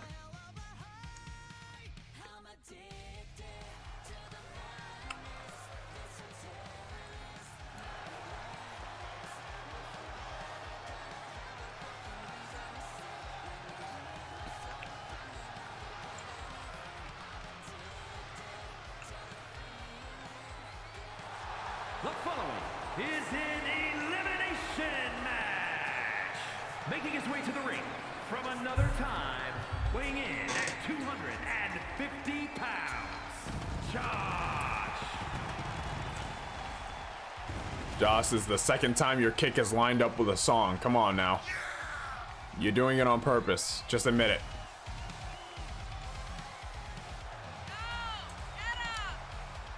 But Josh,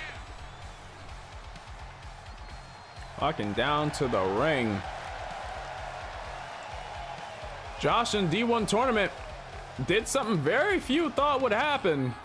First match, he dropped it to Teddy King. Second match, he went up against the champion Satozen Totutton. And out of everyone in the A block, was the only one to pin Totutton. After that, he won his match against Dwayne, looked like he was holding his own. Oh, actually, after that, he dropped 2 more matches and then won his last match with Dwayne. So Josh had something to get out of that tournament. He pinned the borderline unpinnable in Totutton, pulling a hell of an upset that day. And so he's looking to get a firm placement as #1 contender to that D1 title, ending out at 4 points. Granted, that's something very small, so maybe they could just mess with hair or something in the game. Yeah, I could see like different hairstyles. Honestly, I kind of wish they added like more diverse ones. I feel like their selection is very like kind of one note. Not sure if that's just me though. Could just be me.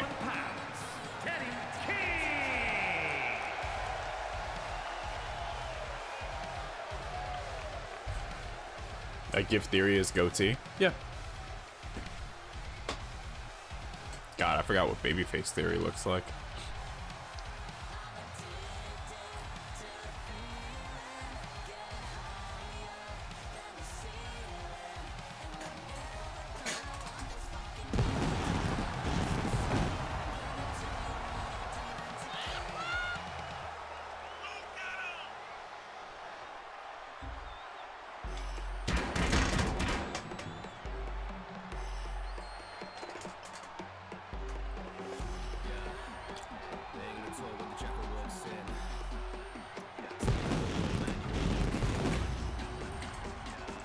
Yeah, it was, yeah.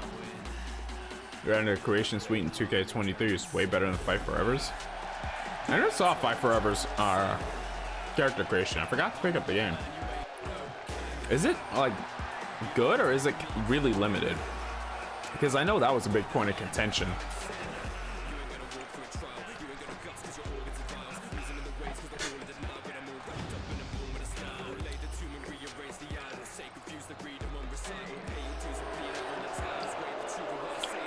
Teddy King. And from no place in particular, weighing in at Get there when I get there. 20 pounds. Defect Skull dropped his first against the champion. Dropped his second to Bulldozer. Wait. No, Bulldozer was his most recent. What the hell? Dropped his first to the champion. Dropped his second to Dwayne. Won his third against Josh. Won his fourth against Teddy. But lost his last against Bulldozer. Was on a very tight string. Dropped it. Ended his tournament at 4. Teddy King in a similar situation. Well, he started off the tournament well with a win over Josh. Moved on to face Bulldozer. Lost. Moved on to face Dwayne. Won the match. It was the match against Defect Skull that would mathematically, at that point, put him at a very odd deficit. And then the match with Sentozen Totutton would put him out. All 4 of these guys following the trend of ending the tournament at 4. From what I could tell, it's super limited. Yeah, I'd imagine. That's the one thing I felt like I knew was gonna happen. Where it's like, because they haven't been around as long, or the game is relatively new, its creation suite's gonna be lacking in a few areas. Especially with like the old kind of style they were going. As Bulldozer put it, he cut skills life support in the tournament when making semis. Yep. Oh! Dropped him already on the knees. Kicking out one from Skull. From Skull though. Teddy rips that knee straight into the jaw of Josh. Goes for another pin instantaneously. Another kick out of 1. And a kick to the back from Skull. Now pulls him over. Comes down on that left arm. Now a boot to the side of the face from Josh. Josh calling elbow. Ironically enough, Josh, when facing Teddy King, he lost originally, and when facing Defect Skull, he lost. Josh, interestingly enough, while he did have the most surprising win of the tournament, dropped both his matches against these 2 other men. Teddy King won his match against Josh, but lost against Defect Skull, and Defect Skull won against Teddy King and Josh. So if there's someone I'm targeting in this match, I'm not saying I would. But if there's someone whose name is on a crosshair, it'd probably be Skull. Runs off the ropes, drops the leg. And Teddy King outside the ring, taking his sweet time. This is a 3-way dance, so it is elimination rules. To be eliminated from the match, you have to be pinned! And a big knee, and then a pump kick to follow up. Teddy's right back out. And now Josh runs in, gives a mean knee to chin check on Defect Skull. Defect Skull throws Josh over the top. Teddy with the hockey stick. Defect Skull slaps it out of his hands, calling elbow, hoists him up on the shoulders. Drops him face first into the corner. Big knee lift from Josh. Buckles Teddy. And now Teddy's just getting the soul stomped out of him by Josh. Josh using all his weight, pressing down on the chest and collarbone. That's gotta hurt. And now brings in the knees. Right into the waiting arms of Defect Skull. Defect Skull sends him off into the corner. Big overhand wind up. The windmill on that shot. Picks out the knee, and now lock it in. Gotta turn it over. Shifting the sudden pressure onto that knee, and now locking it in, pushing that ankle with his foot. Honestly, men's A block was low-key stacked. Yeah. Oh, damn, the senton on the back. It really was. Honestly, I thought I made them pretty even straight down the middle. Oh no, his face was introduced, but nothing but ropes. And now Teddy unloading on Defect's skull. And there's the hockey stick use. And now Josh trying to fight. Both these two realizing Teddy's a big threat in this big pump kick. Need a pump kick combination from Defect's skull. Dropped him on the back. On elbow. Sends him over. Goes him in for the leg lariat. We got one and another kick out from Josh. I remember at men's A block was So Tutton, the champion, Bulldozer, myself, Dwayne, a former world champ, Teddy King, also insanely good, Josh, literally a Saiyan, and Defect's Skull, who did pretty dang well. Yeah, all around, the men's A block was stacked. Like, I don't think there was a single match they really missed in. Which was surprising, honestly. Because I was focusing mainly on the track record of the wrestlers I was putting into the blocks, and which one could, you know, balance things out. And I thought they were pretty even. And then the men's A block never dropped a damn match in their lives. Like, every single one of them was just bell-to-bell action. And I realized, oh, wait. Oh, fall to the king! Wait a minute! Runs in, charges a knee, and strikes Defect, but no, the shoulder up. Shot straight to the head, tries to go for a kick to the gut. Defect Skull catches it, kicks at that thigh. Now both these two swinging. Puts Defect Skull on the shoulder, hangs him up on the top. Josh incoming, hits him with the spear. Look at the far leg. We got one. We got two and a kick out from Teddy.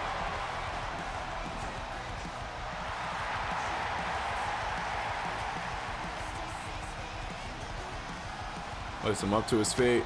Right hand to turn him around. Rear naked choke. Fully employed on Defect Skull.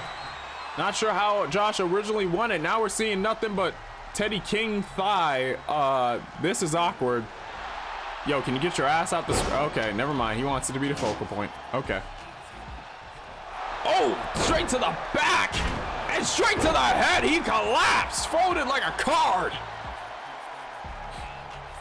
Also, more on Teddy King. He feels like someone who, when it comes to a world title, it's only a matter of when he wins one and if not. And not if. Yeah, Teddy King, all around in multiple other companies, has won the world title there. He is a big main event player in the EFED scene. He's really good. No doubt about it. Just seems like at DKW, he hasn't found that pathway in, but as soon as he does, I'm expecting like at least 2 months of a title reign. Oh! Though the wrestling career may have been shortened by that steel stairs to the face. And now to the shoulder. Defect Skull wasting no time making those stairs well acquainted with somebody's body. Sling blade finds the mark.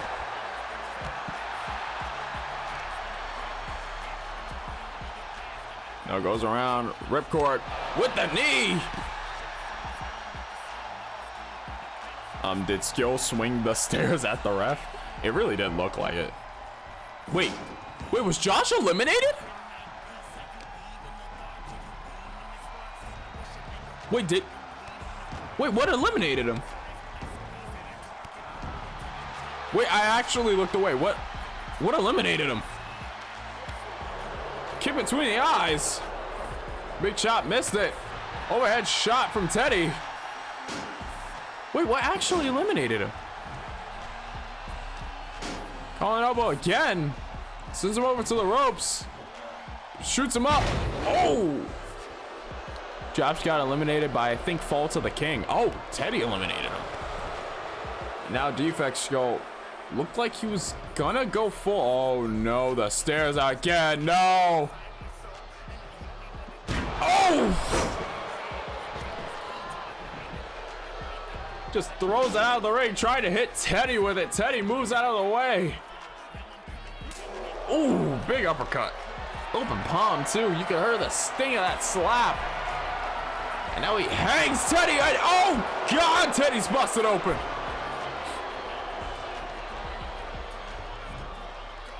Teddy has not had the best luck when it comes to headshots. Like, really, holy hell. Oh, low angle on that one.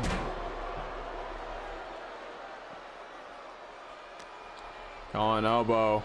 Whips King into the steel steps, and now just using all that steel to his advantage. Big uppercut, kick to the gut, a knee. Pump kick, no, misses it. Almost got his foot stuck on the actual freaking ring barricade. This gets thrown. Oh, now both of them are picking up stairs. It's not go! The ring!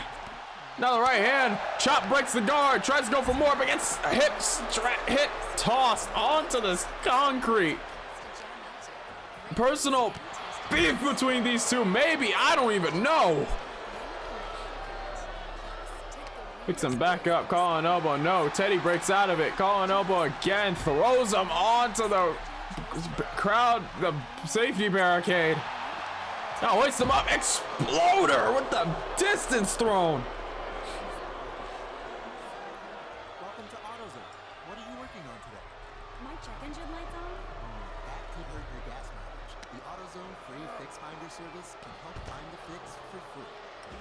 Now just tossing him south side of the ring. Teddy goes in, grabs him from underneath those stairs, hooks him in, looks like he's going for something, but defect skull, Alabama slammed a counter.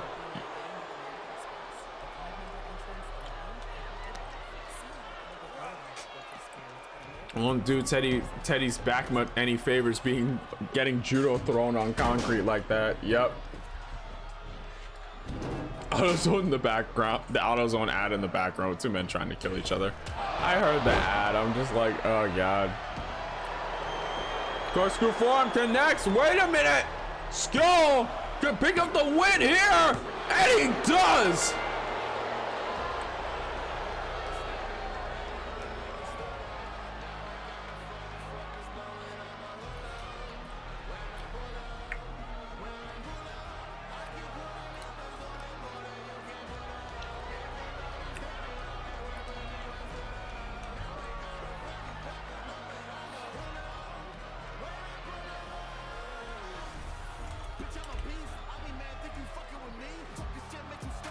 Okay, that corkscrew landed on beat. What the hell? Here is your winner.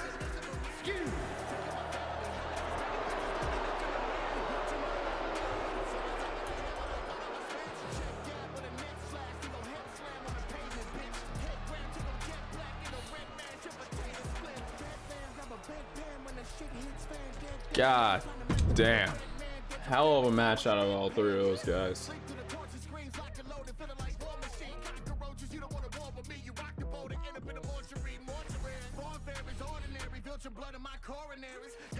I don't think AutoZone knew what happened. No, who knew what happens to DKW when they agreed to the ad placement? Just keep it on the low end. We're trying to make sure we have some funding for the show. Just trying to make sure we aren't doing anything too crazy. And I still can't get over the fact that OBS is flipping me off. I can't believe I just noticed that only like a few episodes ago. Like how realistically, how long was he flipping me off? Somebody needs to go back in like the DKW archives and find out how long he's been flipping all of us off.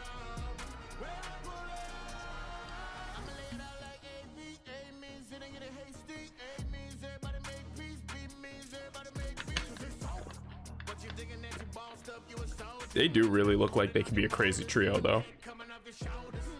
OBS, Nathan Bolushek, and El Pollo del Diablo. It'd be an interesting trio, but they really do look like they could be a trio. Like, just replace Triple Threat with like, we'll address the crowd, or we'll address the DKW universe. And that's like a group. That's a group photo right there. Like, take your snapshots, make the tint it to black and white, and just have like explicit content in like the top left corner. Hell, put it over Polio's middle. Put it over OBS's middle finger. Pretty sure that picture has been in the games for a few years too. God damn it. Oh, Christ.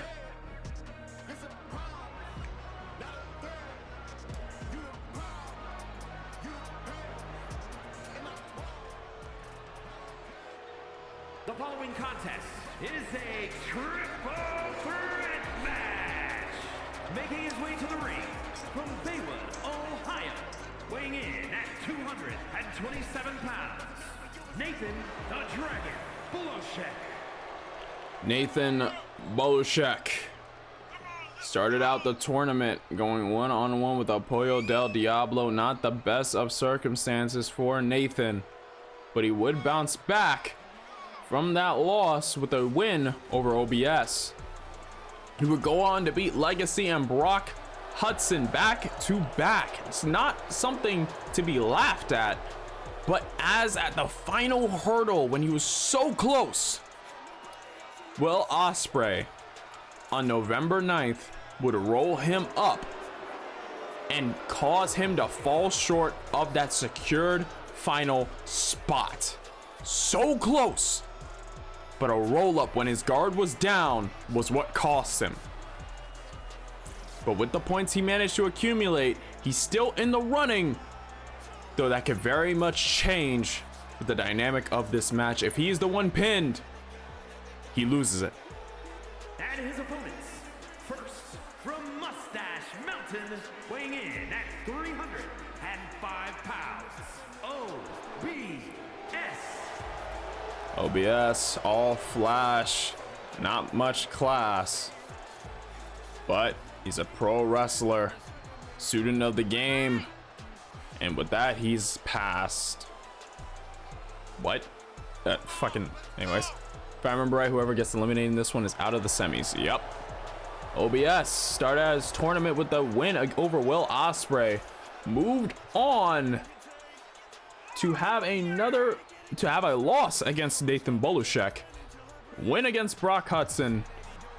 Loss against Apoyo del Diablo, leaving him at 4, and at a make or break moment, a make or break juncture in his story, he would win over Legacy, getting him to 6 and tying it up, if not for first, at least second place, to keep himself alive.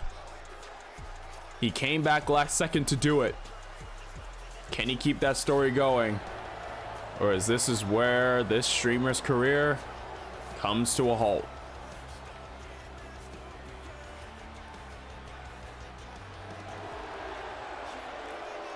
Stream of luck isn't permanent. But was it luck or motivation and skill?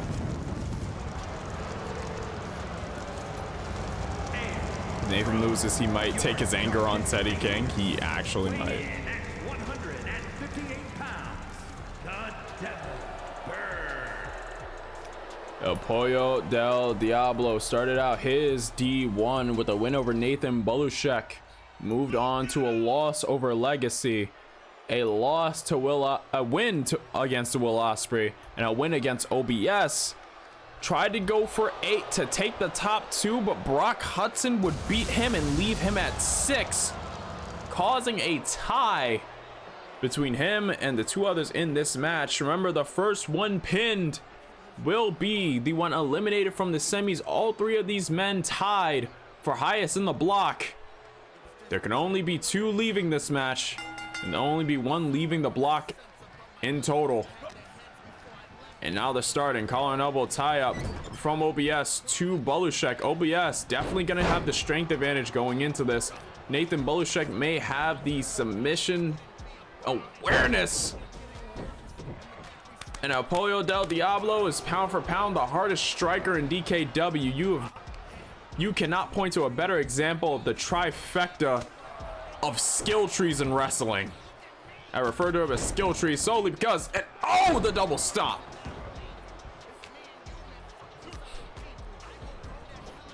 And then you have the Devil Bird, who's always a threat to everyone in the universe. Yep. Another suplex Nathan managing to hold control, complete control, finishes it with a vertical suplex. Beautiful. Tries to go for double axe handle. Nathan moves out of the way. Tries to grab El Pollo del Diablo from behind. Gets elbowed, and now OBS really putting to work the tailbone of the Devil Bird. Jumping neck breaker from Nathan. Runs in again. Senton on OBS on Pollo. No, Pollo rolls out of the way. Super kick to the back of OBS's head, though. He was distracted. Lands him face first. You can imagine Nathan's anger. Almost had it in the bag. Had it fully locked in. Full tilt, could have gone the distance to the finals. But because he let his guard down preemptively, Will Ospreay was able to get that win over him and cost him a certification into that D1 block final. Drops him straight on his back. And now there's a good chance that he could be pinned and lose that spot entirely. The anger in that man's eyes when he realized he was rolled up by Ospreay and lost it was palpable. Oh, speaking of devils, I'm the only one who noticed Randy Orton at Survivor Series was bald. Leave Randy alone, man. Snake's been around for a while. Leave him alone. OBS from the top. Who's he gonna aim at? Looks like he's going for Nathan. No, Nathan! Tried to go for a Pollo, but Pollo blocked it and now gets his knee tucked by OBS. And getting your knee tucked sounds like a threat. Hold on. Getting your knee tucked sounds like an old school threat. I might use that. Better watch where you're stepping or else you might get your knee tucked. I don't know. That kind of has like, oh, wait a minute. It might sound goofy, but fuck it, I'm gonna use it. I've said goofier shit. Ooh. Throws OBS towards the announce table. I think into it. As he leaps over. Neck. Whoa! Somersault into a neck breaker. Unique offense from Belushi. Oh! Hammer to the base of the spine. And a dive from Pollo. Oh!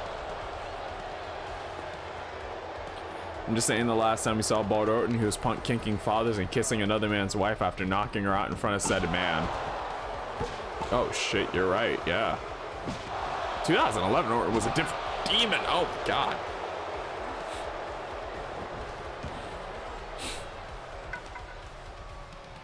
Now Pollo just leveling those kicks against Belushi. OBS using the chair to neutralize the devil. You heard fight the devil with the Bible. Have you ever heard fight the devil with the chair? If you have, I want to know what Bible you were reading and I want a copy of it now. Wait, slips out behind, goes behind. Pele kick finds Belushi on the head.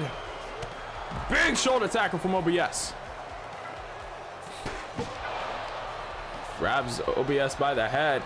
Fights back with a jab to the gut. Collar elbow again. Throws Nathan into the ring. Pollo throws OBS into the ring. Grabs his bat. And rolls in. Drop kick to the back of OBS. No, OBS takes out two people with a lariat. And now Nathan capitalizing. Hits a senton. Rolls the far leg on the Devil Bird. But a kick out of two. 09 Orton was beyond demon time. He was so evil that even the devil was like, hey bro, you need to chill. Yo bro, that's my job. What the hell? That's my, like, look, I know I'm supposed to punish the wicked, but I don't think I would go near your soul with a 5-foot trident. Or pitchfork or whatever the fuck. I ain't doing it. Tries to go for it. I think OBS. But Pollo stopped it in time.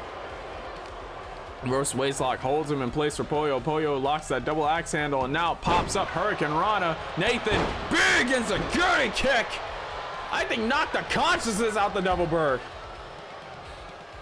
And now Nathan focusing on OBS, locks in.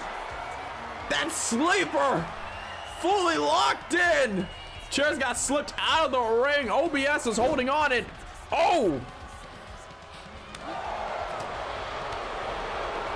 Curiosity finds its way into this. As Pollo wants to eliminate Nathan from the equation, but Nathan shoots the shoulder up. That did put Pollo at an interesting situation. Pollo did beat Nathan before. I'd imagine if you want someone to win this match, it's the guy you beat before. Maybe Pollo wants OBS, because, oh, the Diablo saw, damn, the bat! Busts OBS open. Again, another shot with that bat. Nathan covering up Pollo del Diablo. No, a kick out of one, I think. Picks up OBS. Colin Elbow with OBS. Nathan and OBS. A bit of beef, but Pollo again runs interference.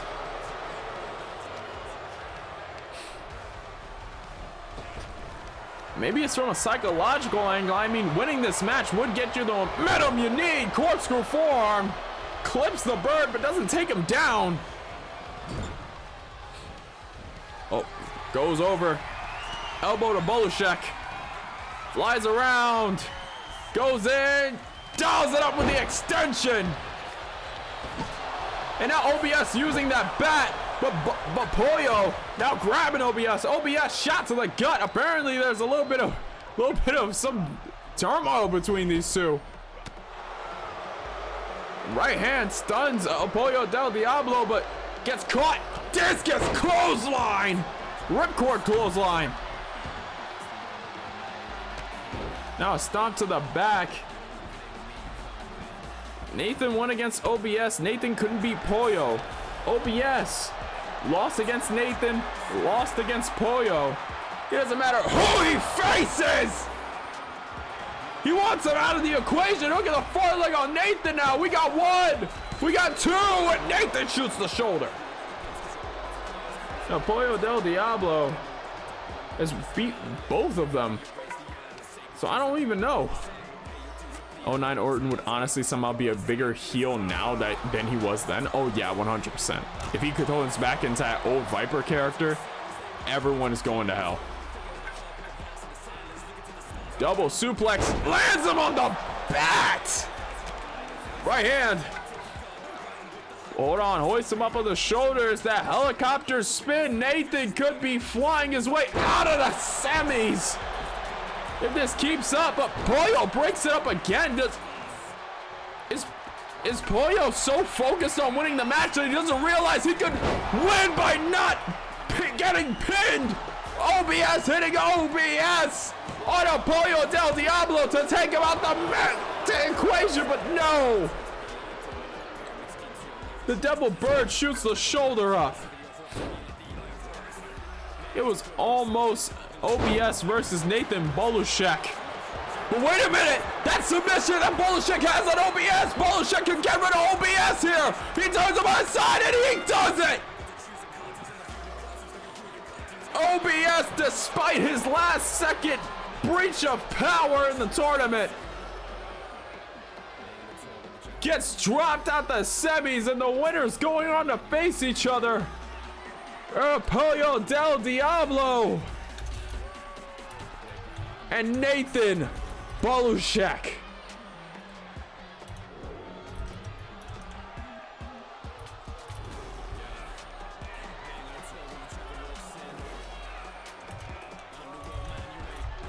Here is your winner, Nathan the Dragon Bolushek.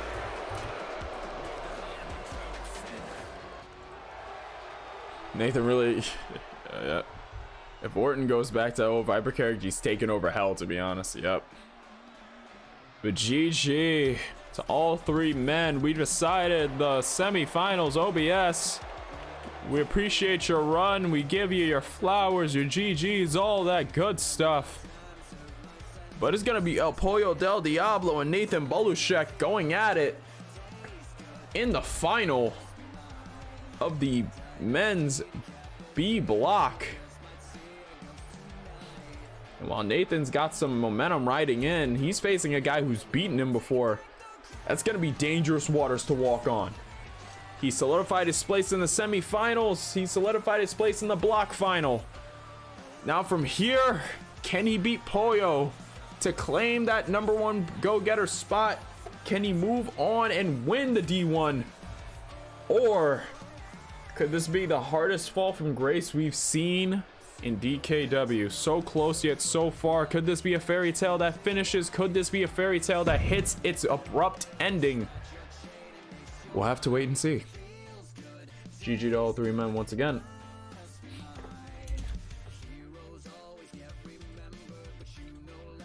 And now we enter the next tiebreaker. Lilith Knight already claiming top point getter status in the women's A block. 8 points, hands down, and a win earlier tonight. And a loss earlier tonight.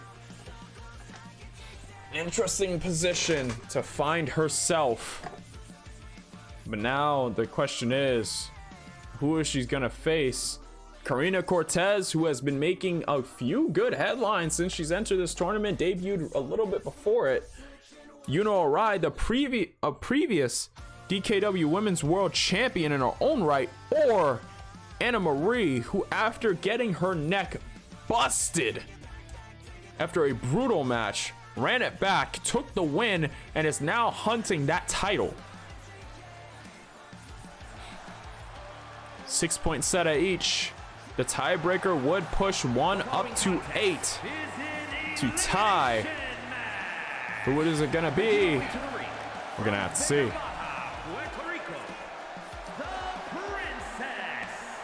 Karina Cortez. It's also possible that even if he makes the finals, he has to face the champion there anyway. True. With the way the finals are looking, Bolishek's either going one-on-one with Bulldozer, or he's either losing at Pollo, moving on to the finals to face Bulldozer or Totutton, and possibly win that title. And then maybe he'll have a chance at the world title to follow up, but it's all possibility. Karina Cortez started out her tournament with a win against Yuno Arai. An upset in most eyes because of how new she was to the brand. Anna Marie followed up, pinning Anna, getting 4 points. The next two matches she would drop to Lilith Knight and Ellery, only to bounce back with her last match against Serena, pushing her up to 6 and tying for that second place spot. She's looking to try to get that to 8 and keep her hopes alive in this tournament. You know, I know, we all know it's Yuno. Started out the tournament against Karina Cortez, lost the first match. Second match, she bounced back with a win over Serena.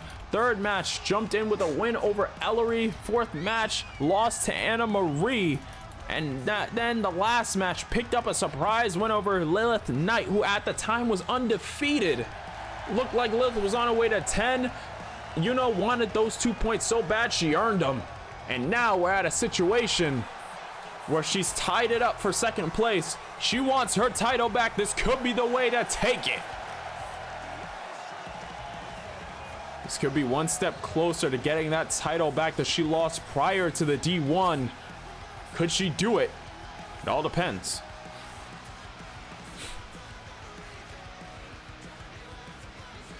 ONC Day 2 has just started in Seoul and they're already talking about you. Uh-oh. I hope I didn't do anything bad. Uh-oh. Did I do something? Did I do something bad? I hope not.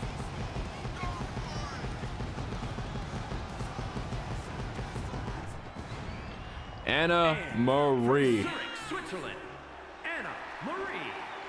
Anna Marie, the Swiss Iron Woman, came back after a long hiatus to heal her neck. First match against Lilith didn't pan out the way she wanted it. Second match against Karina Cortez, Karina had pinned Anna and it was looking dire.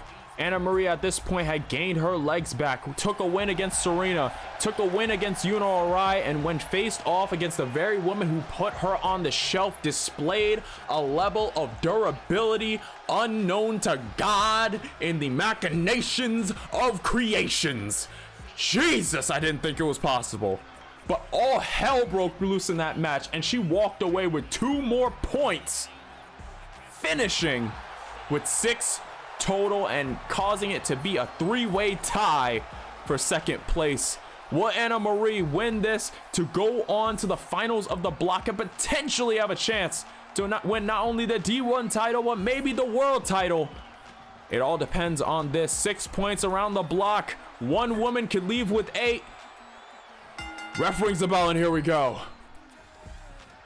And Anna Marie and Yuno already getting into it. Yuno using those kicks of hers, trying to create some distance already. Oh, planet face first. You're almost there. Wait, what happens if the Tutton wins the entire tournament? Does he just face Josh? If the Tutton wins the entire tournament, I'd imagine that he would then get to choose his opponent for the one-off Valentine's pay-per-view I'm thinking about hosting. Because I'm planning to use the month of January as like a break as soon as we find out who the finalists will be and then the matches and everything. That month is going to be like a break, and then we'll come back early February to kind of continue how's we're doing. And I'm thinking about opening up with a pay-per-view as opposed to last year where we ended with a pay-per-view. Not sure if I was a little bit confusing with that, but yeah, if the world champion were to win the D1 tournament, they would simply get to choose who faces them. So I would go over to the call creator and simply ask who they would want to face. And before anyone asks, Misty and Thin Bone are off the table for this one. They are off the table. Has to be an active wrestler on the roster. It's your choice. You know, taking Anna Marie straight down and dabbing. Not sure that's been relevant since 2016, but okay. And now grabs the arm of Karina Cortez. Poor Thin Bone and Misty. It's because they wouldn't be ready. I see the management would see it as an easy way out, and I would too. So, yeah. Hard, stiff clothesline, almost with the wrist. Almost in credence to Jimmy Havoc's acid rainmaker. Use more of the wrist bone to kind of create a more sharp hit. Shot to the back, goes around, grabs the neck. Ooh, drives her straight into that knee. Karina Cortez runs in. Interesting transition to create more space, and now a drop kick to level Anna Marie. Remember, this is a 3-way dance. One woman will be left at the end of this. It is an elimination 3-way match. Count of 2 and Yuno kicks out. Life or death precaution. Sudden death in this tournament. Hitting both knees on that canvas. Wait a minute. Yuno goes around the back. Gets her in the Black Widow. Locks up Anna Marie. Damage to that neck. Remember what I said? Anna was recovering from a neck injury. That's not a good predicament to be in, but finds her way out of it quickly. Can already see her holding on to the back of her neck, the back of that head too. And now just letting Yuno have it. But gets the knee tucked by Karina Cortez. Now Karina bouncing off the rope. Crossbody finds the previous DKW Women's World Champion. Drop kick to the side of the head on Anna. Karina seemed to have focused her targets. Rear waist lock. Now it seems like Yuno and Anna teaming up to take Karina for a ride. Ooh, big high roundhouse kick to the side of Anna's head. Kick to the gut. Second one doesn't find its way. Karina connects it for sure. Lifts her up. Powerbomb position, it looks like. And plants her. Oh, that looked like neck, and then right into the ring apron. Jesus. Looked like base of her neck found that ring apron. Call elbow throws Anna right into the ring. I feel like my nose is getting a little bit stuffy. Give me a sec.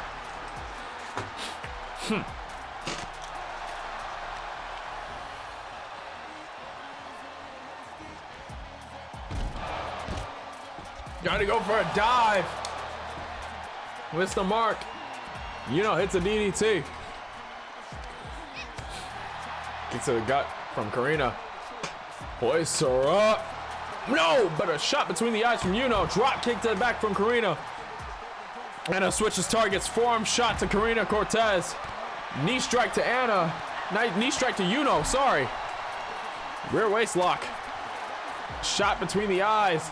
Anna's trying to fight from both directions. Not a smart position you want to be in. Another drop kick from Karina, but doesn't level Yuno.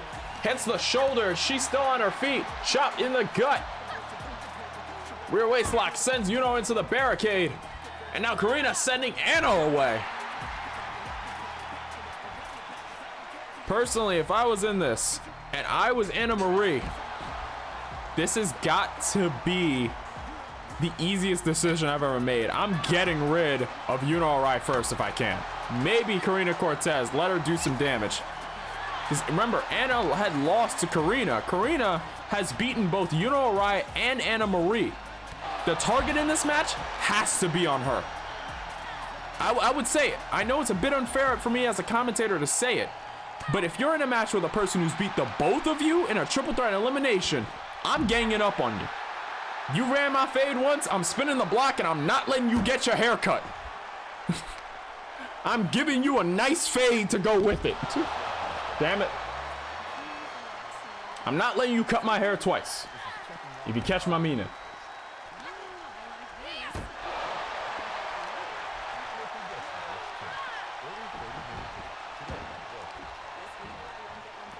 Rear waist lock on Anna Marie, goes around, tilt-a-whirl, hits the, I want to say, heads his takedown. Now attacking the legs of Yuno. Karina hoisting her right back up to her feet, collar and elbow, kick to the gut from Yuno. Famous, sir, wait a minute! They may not give you a choice, and you may cut your hair twice anyway. You're right, you are correct. Yuno gives up the pin. Maybe you thrice just to prove a point. Look, if it gets to thrice, I'm just using weapons. If it gets to a third matchup and they still want to cut my hair, I am using a stop sign. I'm doing what Anna is doing. Well, not this part. Well, yes, this part actually. See that? I'm doing all of that. I'm doing all of that. Ignore the other two. They don't matter. Ignore the other two parts of that statement. With the knee, clothesline from Karina. Karina inserting herself back into this match again and again. She doesn't want her tournament to end here. Anna Marie doesn't want her tournament to end here. No one wants their tournament to end here. Yuno surely doesn't want her tournament to end here, because that means she's gonna have to wait a long time to get her shot at what she probably sees as her world title that Velvet took. Oh, tried to go for a hammer shot, missed it. Runs behind her, forearm shiver, kick to the head. Karina running interference, tucks the head, neck breaker. He looked like a swinging neck breaker, or a swinging reverse DDT, which is interesting. Oh, knee shot to the back of the head. Double axe handle on Yuno's back. Collar and elbow. Anna Marie is turning the jets on in this one. But Karina Cortez gets the better of it, whips Anna into the corner, flies in, big clothesline, hauls ass out, goes right back in, floats over, DDT finds the mark, but Yuno sliding in, pauses, keeps Karina from going for the pin.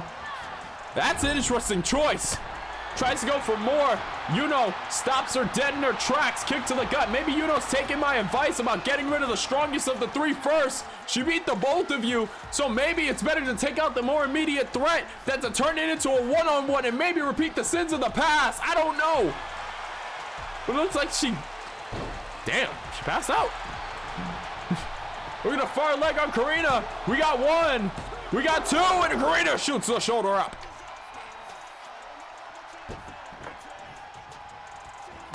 Oh, kendo stick shot to the back of the head. To the back and spine. A very aggressive massage. A very aggressive. Aggressive? Aggressive ahas. Okay. Hook the far leg on Yuno. A kick out of two. I don't know how. Is there a word for like being dyslexic but with spoken words instead of written ones? Shot to the head. Sends Anna over to the ropes. Yuno in the corner.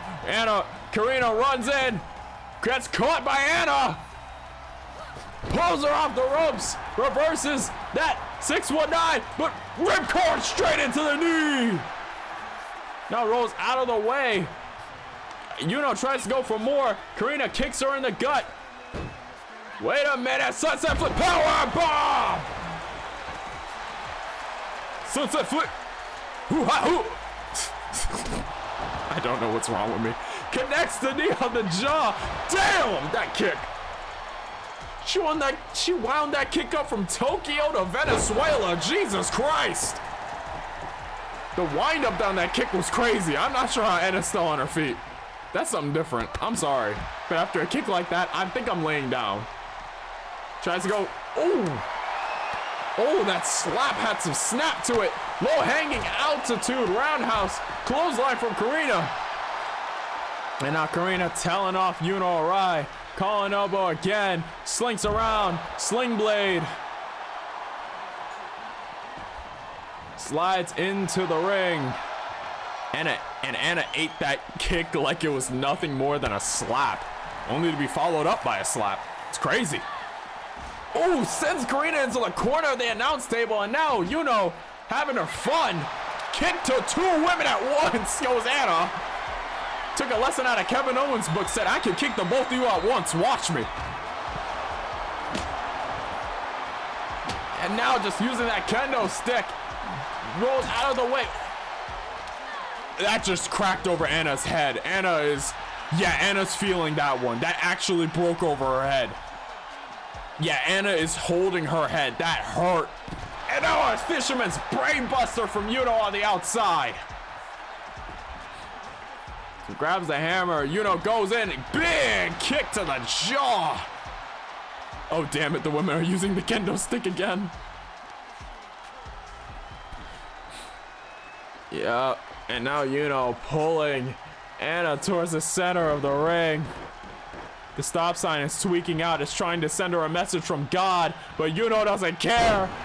Arm drag to Karina, who tries to run interference. Kick to the gut. No, Yuno. Anna steps off to the side. Hook kick. Karina running in. Clothesline. No, ducks it. Goes for the pin on Yuno, but turns around to face Karina. Kick. Stops Karina dead in her tracks. Cracks that calling elbow. Kick to the gut from Karina. Calling elbow again. Sends Anna over to the ropes. Big drop kick. No, Anna back steps. Calling elbow. Finds the low altitude and just starts kicking. And now Anna Marie going up. Sends her off the top, does Yuno. I don't know why my nose feels so stuffy. I hope I'm not sick.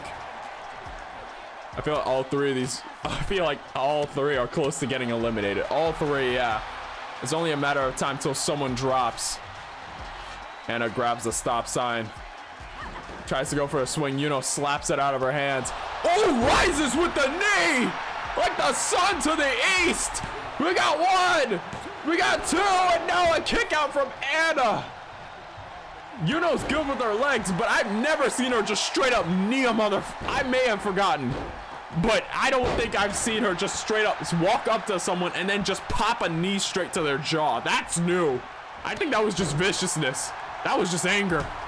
Shot from behind on Karina. Anna Marie has Karina up. Plants her down. Wait a minute. Goes for the crossface, hooks it in. Gets full extension on it. Karina could tap, but no, reels her way out of it. Struggling every step of the way. She has come this far in the tournament. She doesn't want to get out yet. And now Yuno Arai ignoring Karina entirely, going straight for Anna Marie. Honestly, I don't blame her after the rampages in this match. This is insane.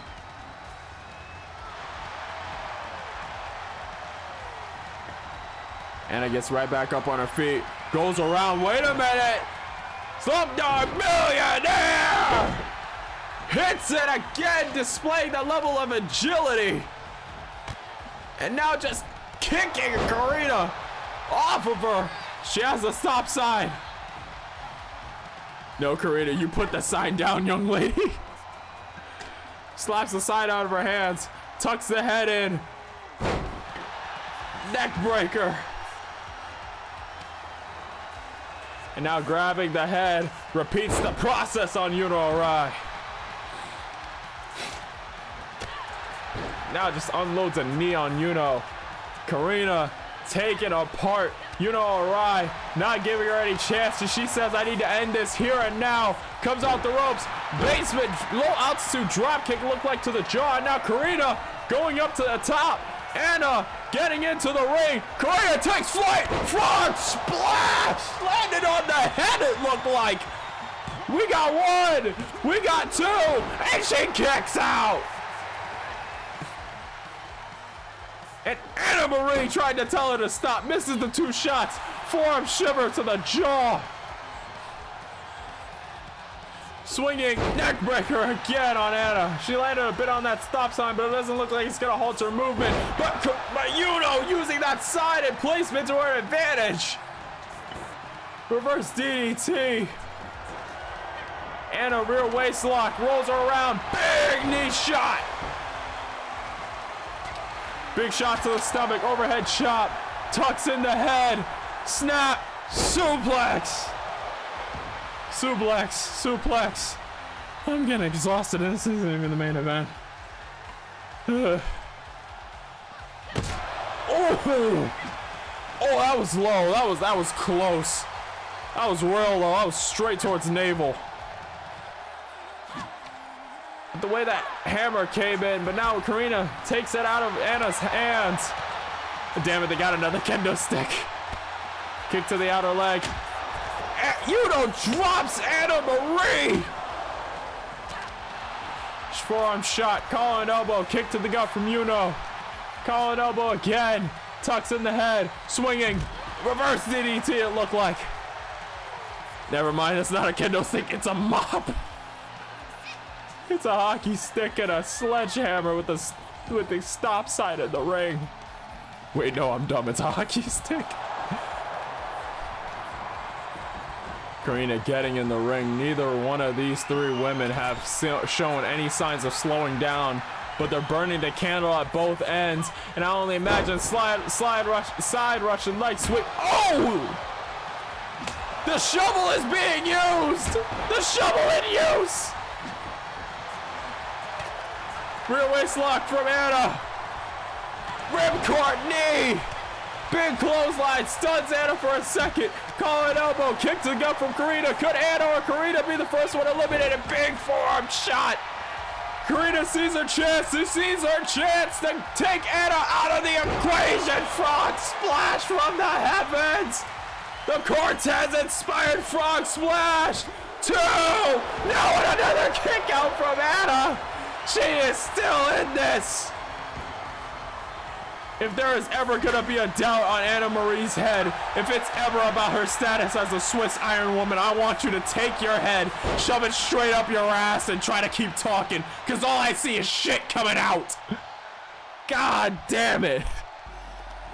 You know, said I am legitimately going to bury you both.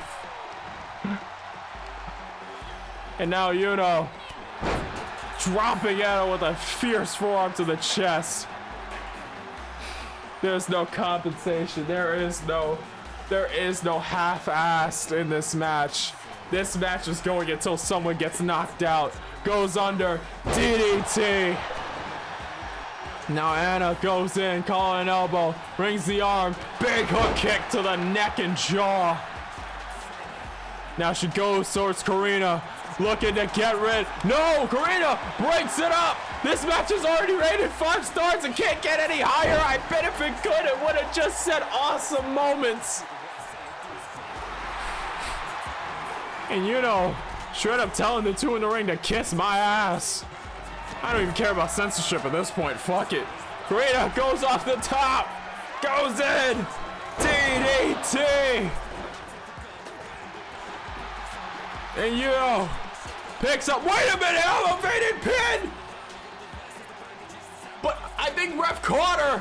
Said this way. Oh. She hit her with the stop sign and then the super kick from Anna. Hooks her up. Lands her on the stop sign. Wait a minute, you're not gonna do it on the stop sign. She does. Played pinning her down face first on the stop sign, is now locking in the submission. Yuno's out. Yuno has to tap. Yuno was too deep. Yuno has been eliminated. This. You don't let it face first on that side. Damn. No, this match is gonna need two. It's gonna go till two women are dead. Might as well ask Sasha and Ellie to get the Dragon Balls. I might have to. Jesus. Right hand from Karina. Anna Marie shoots it. Shoots the gut. Hits the knee. Kick to the midsection. Big chop. Big forearm. Leads her on roller skates. She is slipping, sliding, slithering all over. Oh, Lord.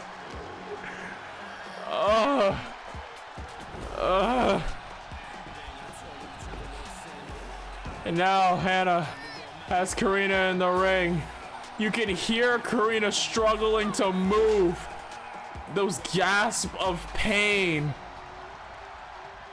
To be honest, I don't think Yuno tapped. I think the ref just called the submission to save her from herself. At this point, I can't even blame the ref. You know, Anna looking to end things here. Looking to take to the skies. Both those knees to the eyes. Hits it.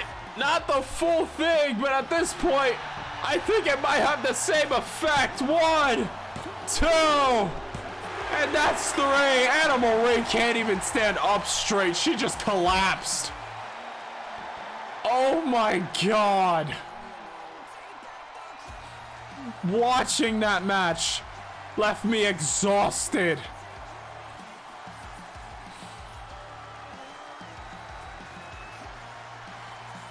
Here is your winner, Anna Marie.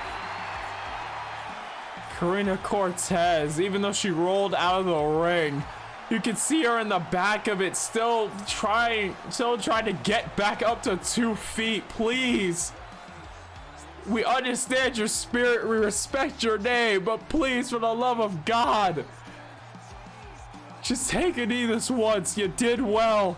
Anna Marie is going on to face Lilith Knight in the A block, and I think with this has single-handedly told Lilith, if you want me gone, you are going to have to kill me, bury me, tear my heart out, flay me, split me apart, dissect me, and even then I'll still be kicking out. You want a match against the Iron Woman? She's got a match against the Iron Woman. This right here is incredible.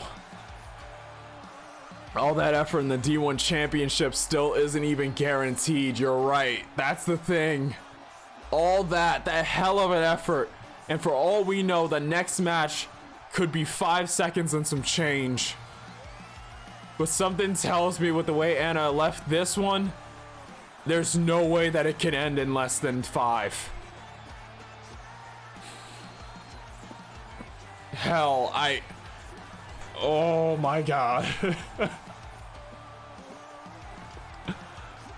Oh my God, that isn't even the final match. That was a tiebreaker. That was a tiebreaker. That was a tiebreaker to see who faced Lilith. We still have the main event, a mixed tag match between the 2 confirmed main events prior to tonight.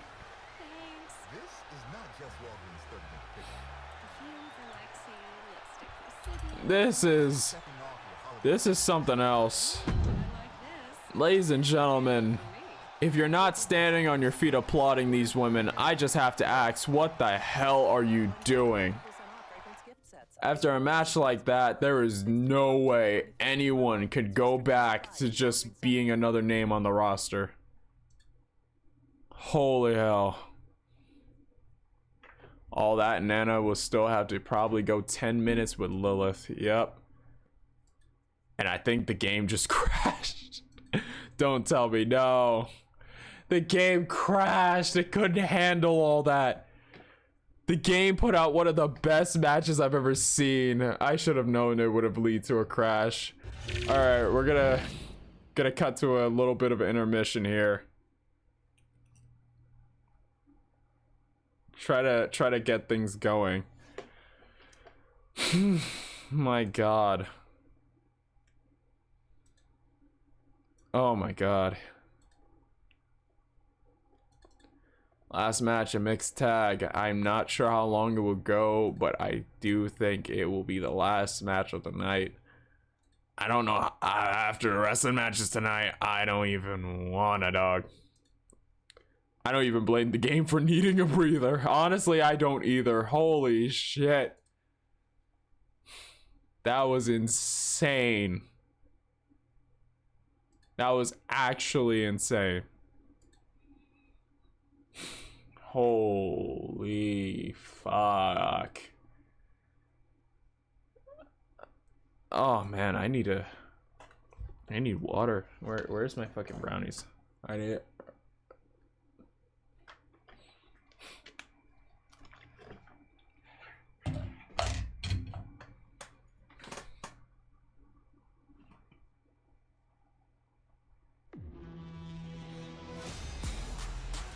Then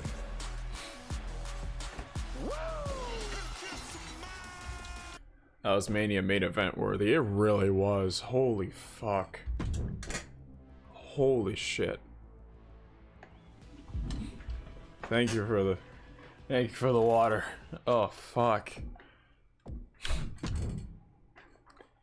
If there was ever a match that I would have to like count for match of the year, it's gotta be this one. It's gotta be that one. Holy fuck. That was one of the best matches of the D1, and that was just a tiebreaker. That was just a tiebreaker. One of the best matches of the D1, and it was a tiebreaker.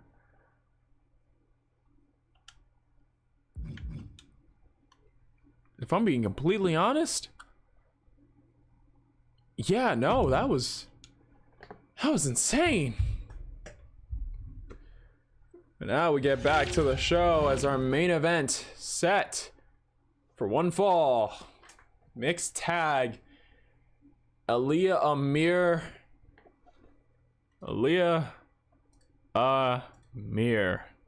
Women's B block, 6 points. Sentozen Tutton, DKW World Heavyweight Champion. A block, 8 points. Bulldozer, A block, 8 points. Melissa Ewing, Women's B block, 10 unbroken points. This is our preview mixed tag match. To be honest, I don't even know how the main event could follow it up. I need to lay back. My model's just gonna be staring at you guys for a hot minute because I need to lay back. My camera can't pick me up from all the way back here. My model can't track from this distance. Maybe it could track if I did it here. Yeah, it just looks like I'm high as fuck. I'm elevated without even needing a single bit of weed. Wrestling is my drug, and I think I'm overdosing. Oh my god. The following is scheduled for one fall. Introducing first, from the Red Light District, weighing in at 266 pounds, the Dragon World Heavyweight Champion, Super Smooth Sugarfoot. I'm gonna let the announcements play while I eat my brownie. Yeah, I think I need a little bit more sugar in my blood after that one.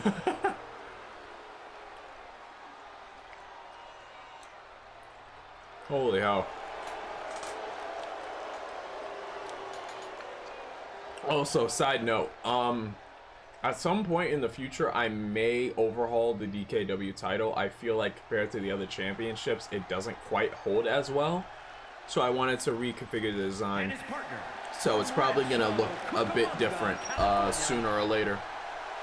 Though with the amount of stuff I want to change with it, I'm gonna wait until next console generation, so 2K24, to actually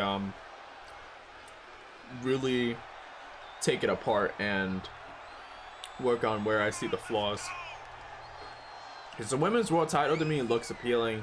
The D1 titles, I personally think I did a good job with them. The initial concepts weren't that good, but I feel like I really came into with those titles and how they look, how they differentiate from each other. It almost feels like a crown of sorts, which I like that aesthetic. The DKW World Heavyweight Championship, though, I want to try to change the look of it. Maybe not to make the belt so bulky, but more small, a little bit smaller, so I can fill out some of the space I feel like it kind of just leaves absent, if that makes sense. Aaliyah, Amir, Santos, and Totutton. Both finalists in their own right, their respective blocks. And they're going up against two people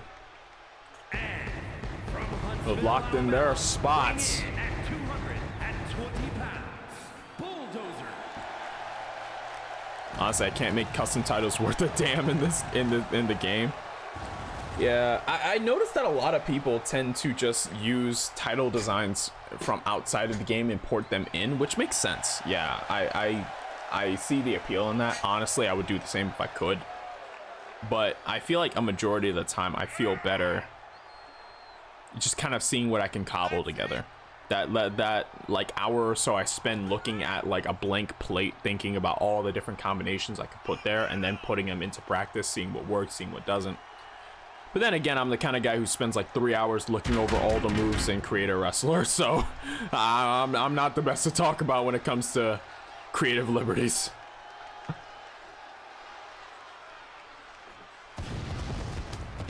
I think I spend way too much time on it. Now, whether it's because of my ADHD, which is not like diagnosed, by the way, I just feel like I have it because so many things line up, and I legitimately am scared at the amount of things that line up.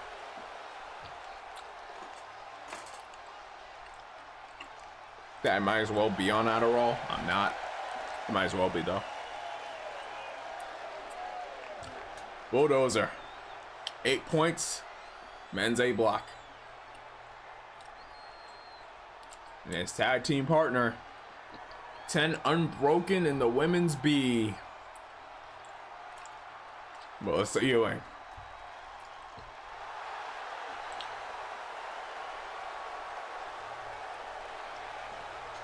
And his partner from Beverly Hills, California, the rapper Melissa Ewing.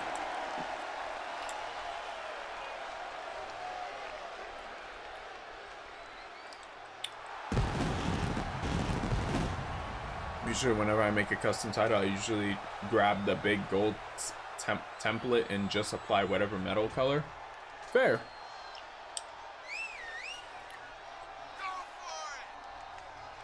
Honestly, while I do like big gold, I was always more of a fan of the Undisputed title and the way it looked, and the Eagle title.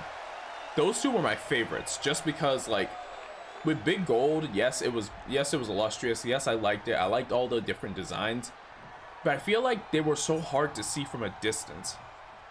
Like, shine a light at big gold and you're not gonna make out any of the details on it, which I feel like was like the only thing the belt left to be wanted. Wait a minute, off the ropes. Springboard handspring. Drop kick to Bulldozer. The finals of the men's A block already going at it, and already like that, they swapped out and tagged. Single leg drop kick from Melissa. Aaliyah blocks it. Shot to the gut from Melissa again. Collar and elbow. Right back into it. Jawbreaker. Remember, Melissa did go undefeated in the tournament. Doesn't mean that there isn't a chance that she could lose that semi-final. Looks like both sides are taking their time to try to feel out the other. Looks like tides change each time one of the members of the opposite team is tagged in. To be honest, I only really use big gold because the WWE logo isn't as noticeable. Fair, completely fair. Like, that's the thing, right? I do have a question. Why is it that all the assets just have WWE like slapped on it? Like, can you really not put any blank assets? Wait a minute, he dragged him over to the corner. What is so Tutton?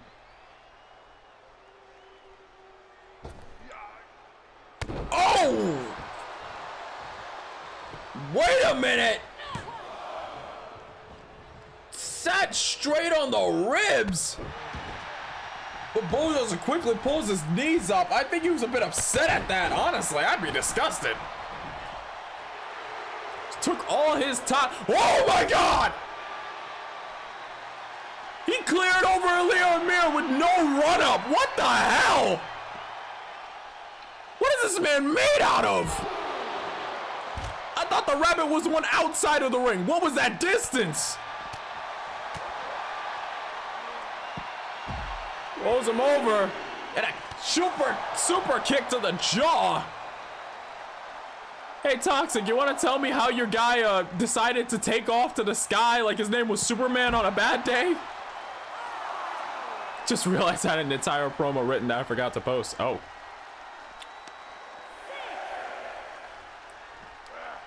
Oh!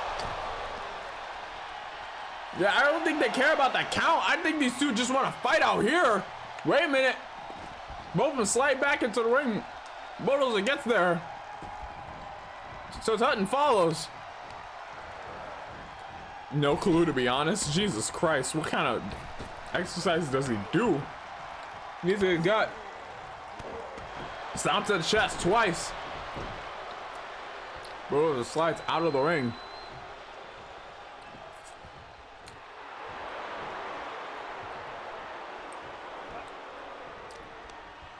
Sentosa looked like he backed himself up into the corner willingly, said, come on.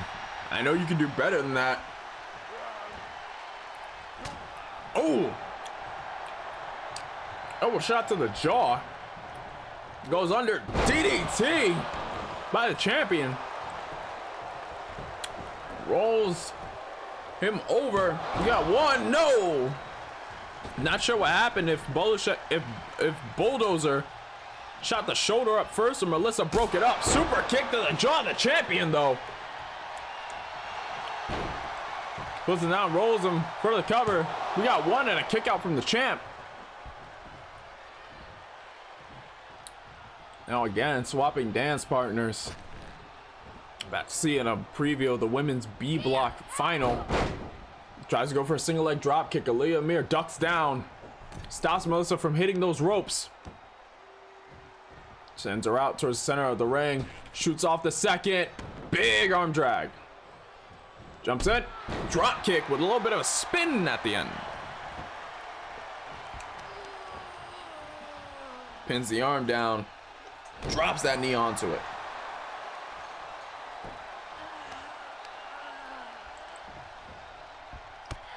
Kick to the spine.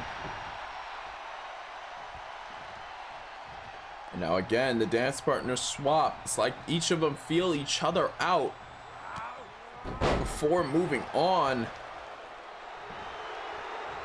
And now Sentosa, oh, gets caught with a single-legged drop kick. Same twist. And a drop kick to the back. And now lifting the champion and driving him back first into the ground. But Aaliyah Mir able to break up the hold. Does go for a jab. Bulldozer cuts under, rings the arm of the champion, kick to the gut. Sentosa again knows how to use those legs. Bunny hop to the back of the head. Now tagged in again, swaps dance partners. There's gonna be a lot of that in this match.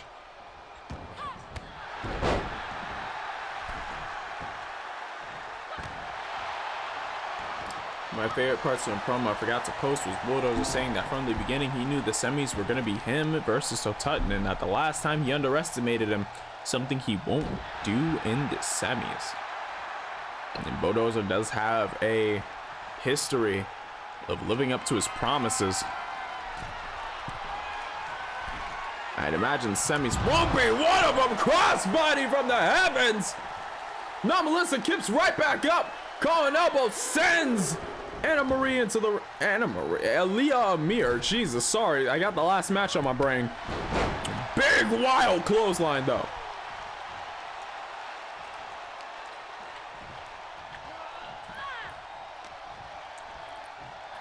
You know, I don't like how Tutton low-key looks like a father in this one.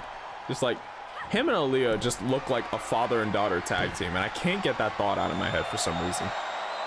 Like, it's a weird mashup, but like if you told me they were actually father and daughter, I would have believed you. I don't know why, but I just would have. Like, Tutton's mustache definitely gives him like the dad trying to be cool vibe. I don't know why. It was a random thought. Oh, right hand takes Aaliyah off that top rope. So Melissa Chili Dogs in the chat. She gets her arm wrong. Aaliyah Amir calling elbow again. Grab to the back of the neck. Plants her face first into the team's corner. And now kicks that leg. Gotta give her some peace while she works. Sends her over to the corner. Big rolling clothesline. The weirdest father-daughter looking team, but I can also see I can see it now that you mention it. Yeah. Like, it just looks, it's like, if you told me they were father and daughter, I'd believe you. Like, I just believe you. Like, I don't know why, but that mustache gives Tutton like the proud dad stature. Flatliner! And now hooks the far leg. We got one. We got two. And Melissa kicks out.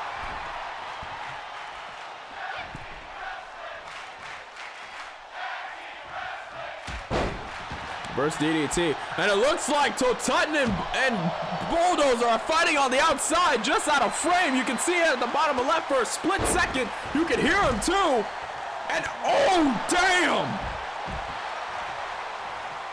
The team of Bulldozer and Ewing right now take it over and leaving everything to hell and backstage dive from Melissa.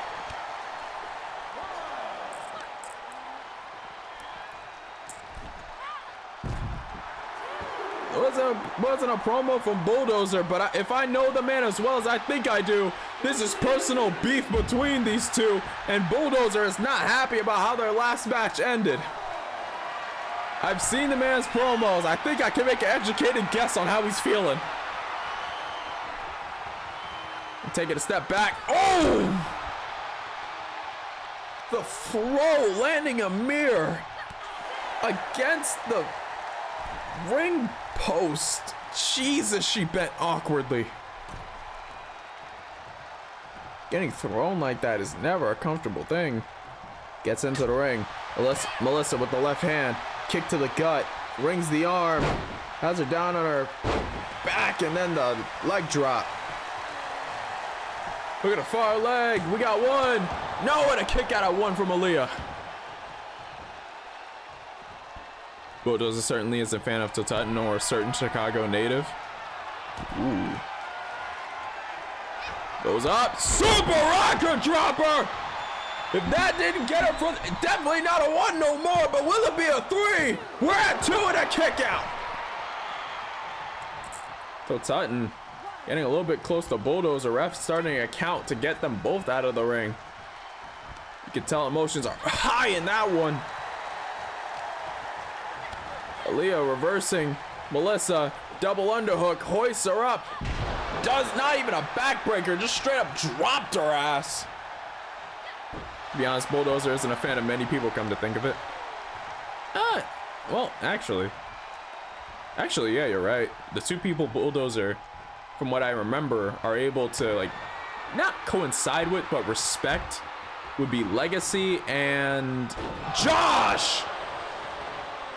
Because of how hard they fought in other matches. Bunny Destroyer, is this how he won the last match? I cannot remember, but his shoulder shoots up.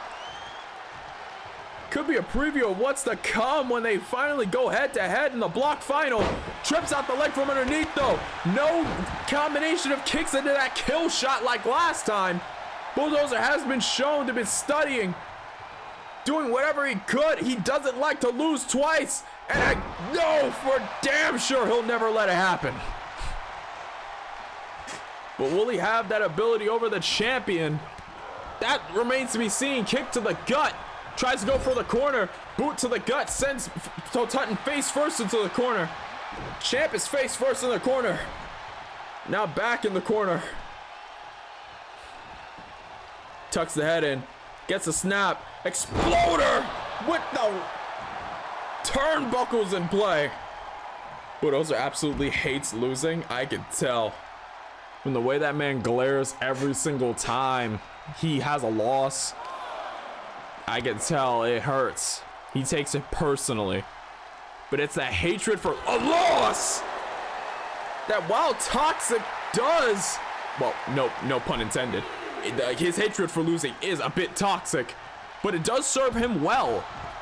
Weirdly enough, it does actually help. After all, what's a better motivator than your own hatred for something? It's a good ignition, but as a fuel source, it's not the most effective thing. And again, the high angle Saito on the back of the neck. Stomp to the legs. Hoists him up in the wheelbarrow. Hooks him up. Neck breaker. Bulldozer just overwhelming the champion there. Bulldozer is a very prideful and competitive person. That is true. Get that sense every time he steps in the ring. Single-legged drop kick from Melissa. Able to fire back and now trying to get her energy back up. Drop kick to the back of the head. Sets her up on the ropes. Melissa drop. Gets a drop kick from Aaliyah. And now hooking a far leg off of that. We got one. We got two. And a kick out from Melissa. Yes, my voice broke.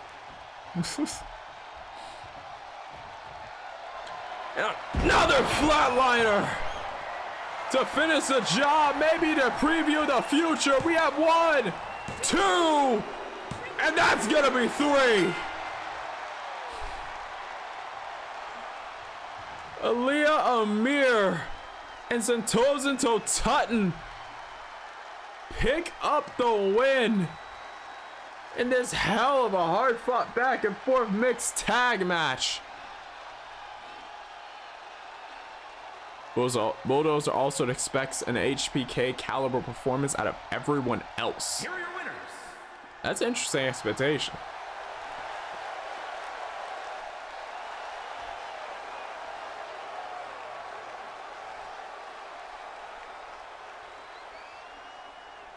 You can see they're proud of that win. Going into next week with some momentum. Bulldozer and Tutton 2. Could Bulldozer beat the champion to then lay claim possibly to the D1 championship, become the inaugural champion, or will Tutton keep his ways with the first title, with the first match they had, and win? Melissa and Amir, they faced off a number of times before this, though this is the first time I think Amir has pinned Melissa. I'm not sure if it's the first time. I would have to go back and check, but this definitely lays some credence to Amir's ability. Bulldozer won't take this very well. Oh, I believe he will not. The match next week is definitely going to be something, and I'm hearing from management there's going to be some debates over, apparently there's going to be a conference shortly after this episode about the nature of the next matches. Apparently debates broken out among some of the executives about what stipulations the next matches will be under, whether it's regular rules, DKW, D1 rules, or if they're looking for a 2 out of 3 falls ruling. More on that development as we move forward. But until then, thank you all for watching. It is really appreciated. Oh, this was a night. This was just supposed to be 8 matches. but we still went for 3 hours. 8 matches in 3 hours. I'm convinced no matter how hard I try, there is no way to reduce the time of these shows. No matter what happens, there's no way to reduce it. We just have to roll with it. That's all we got. That's really all we got. Like, holy shit. Stream is just over 3 hours. Like, come on, man. 4 matches on each side, 2 halves of the show. 4 matches. And all hell broke loose. Holy hell. Thank you all for watching. It is really appreciated. Dazul, thank you for the 50 bits. And Velvet.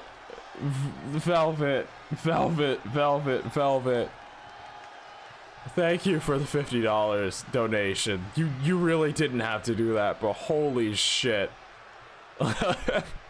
You fucking stun locked me with that one. Like my brain ceased to function. I never had a notification pop up on my screen that left me actually sweating.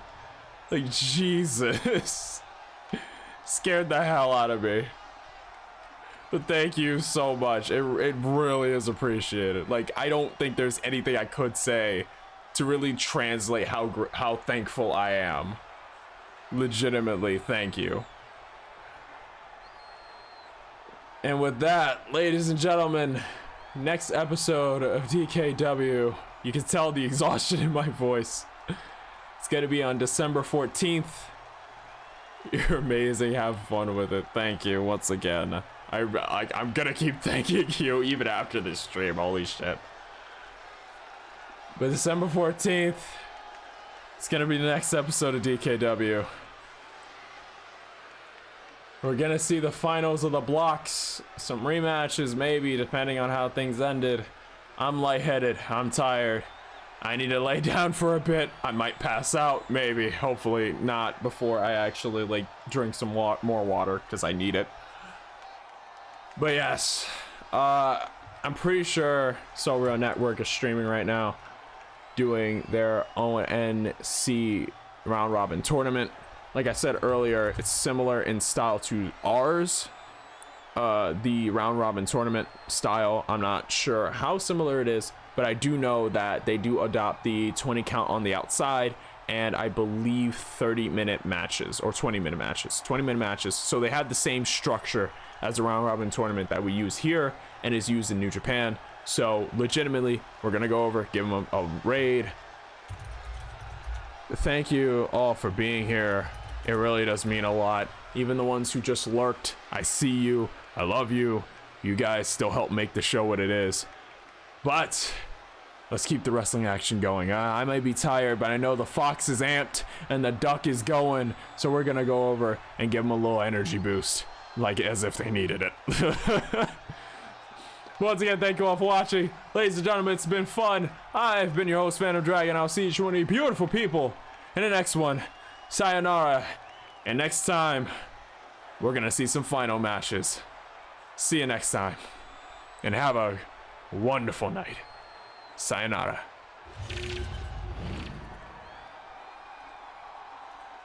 Ugh.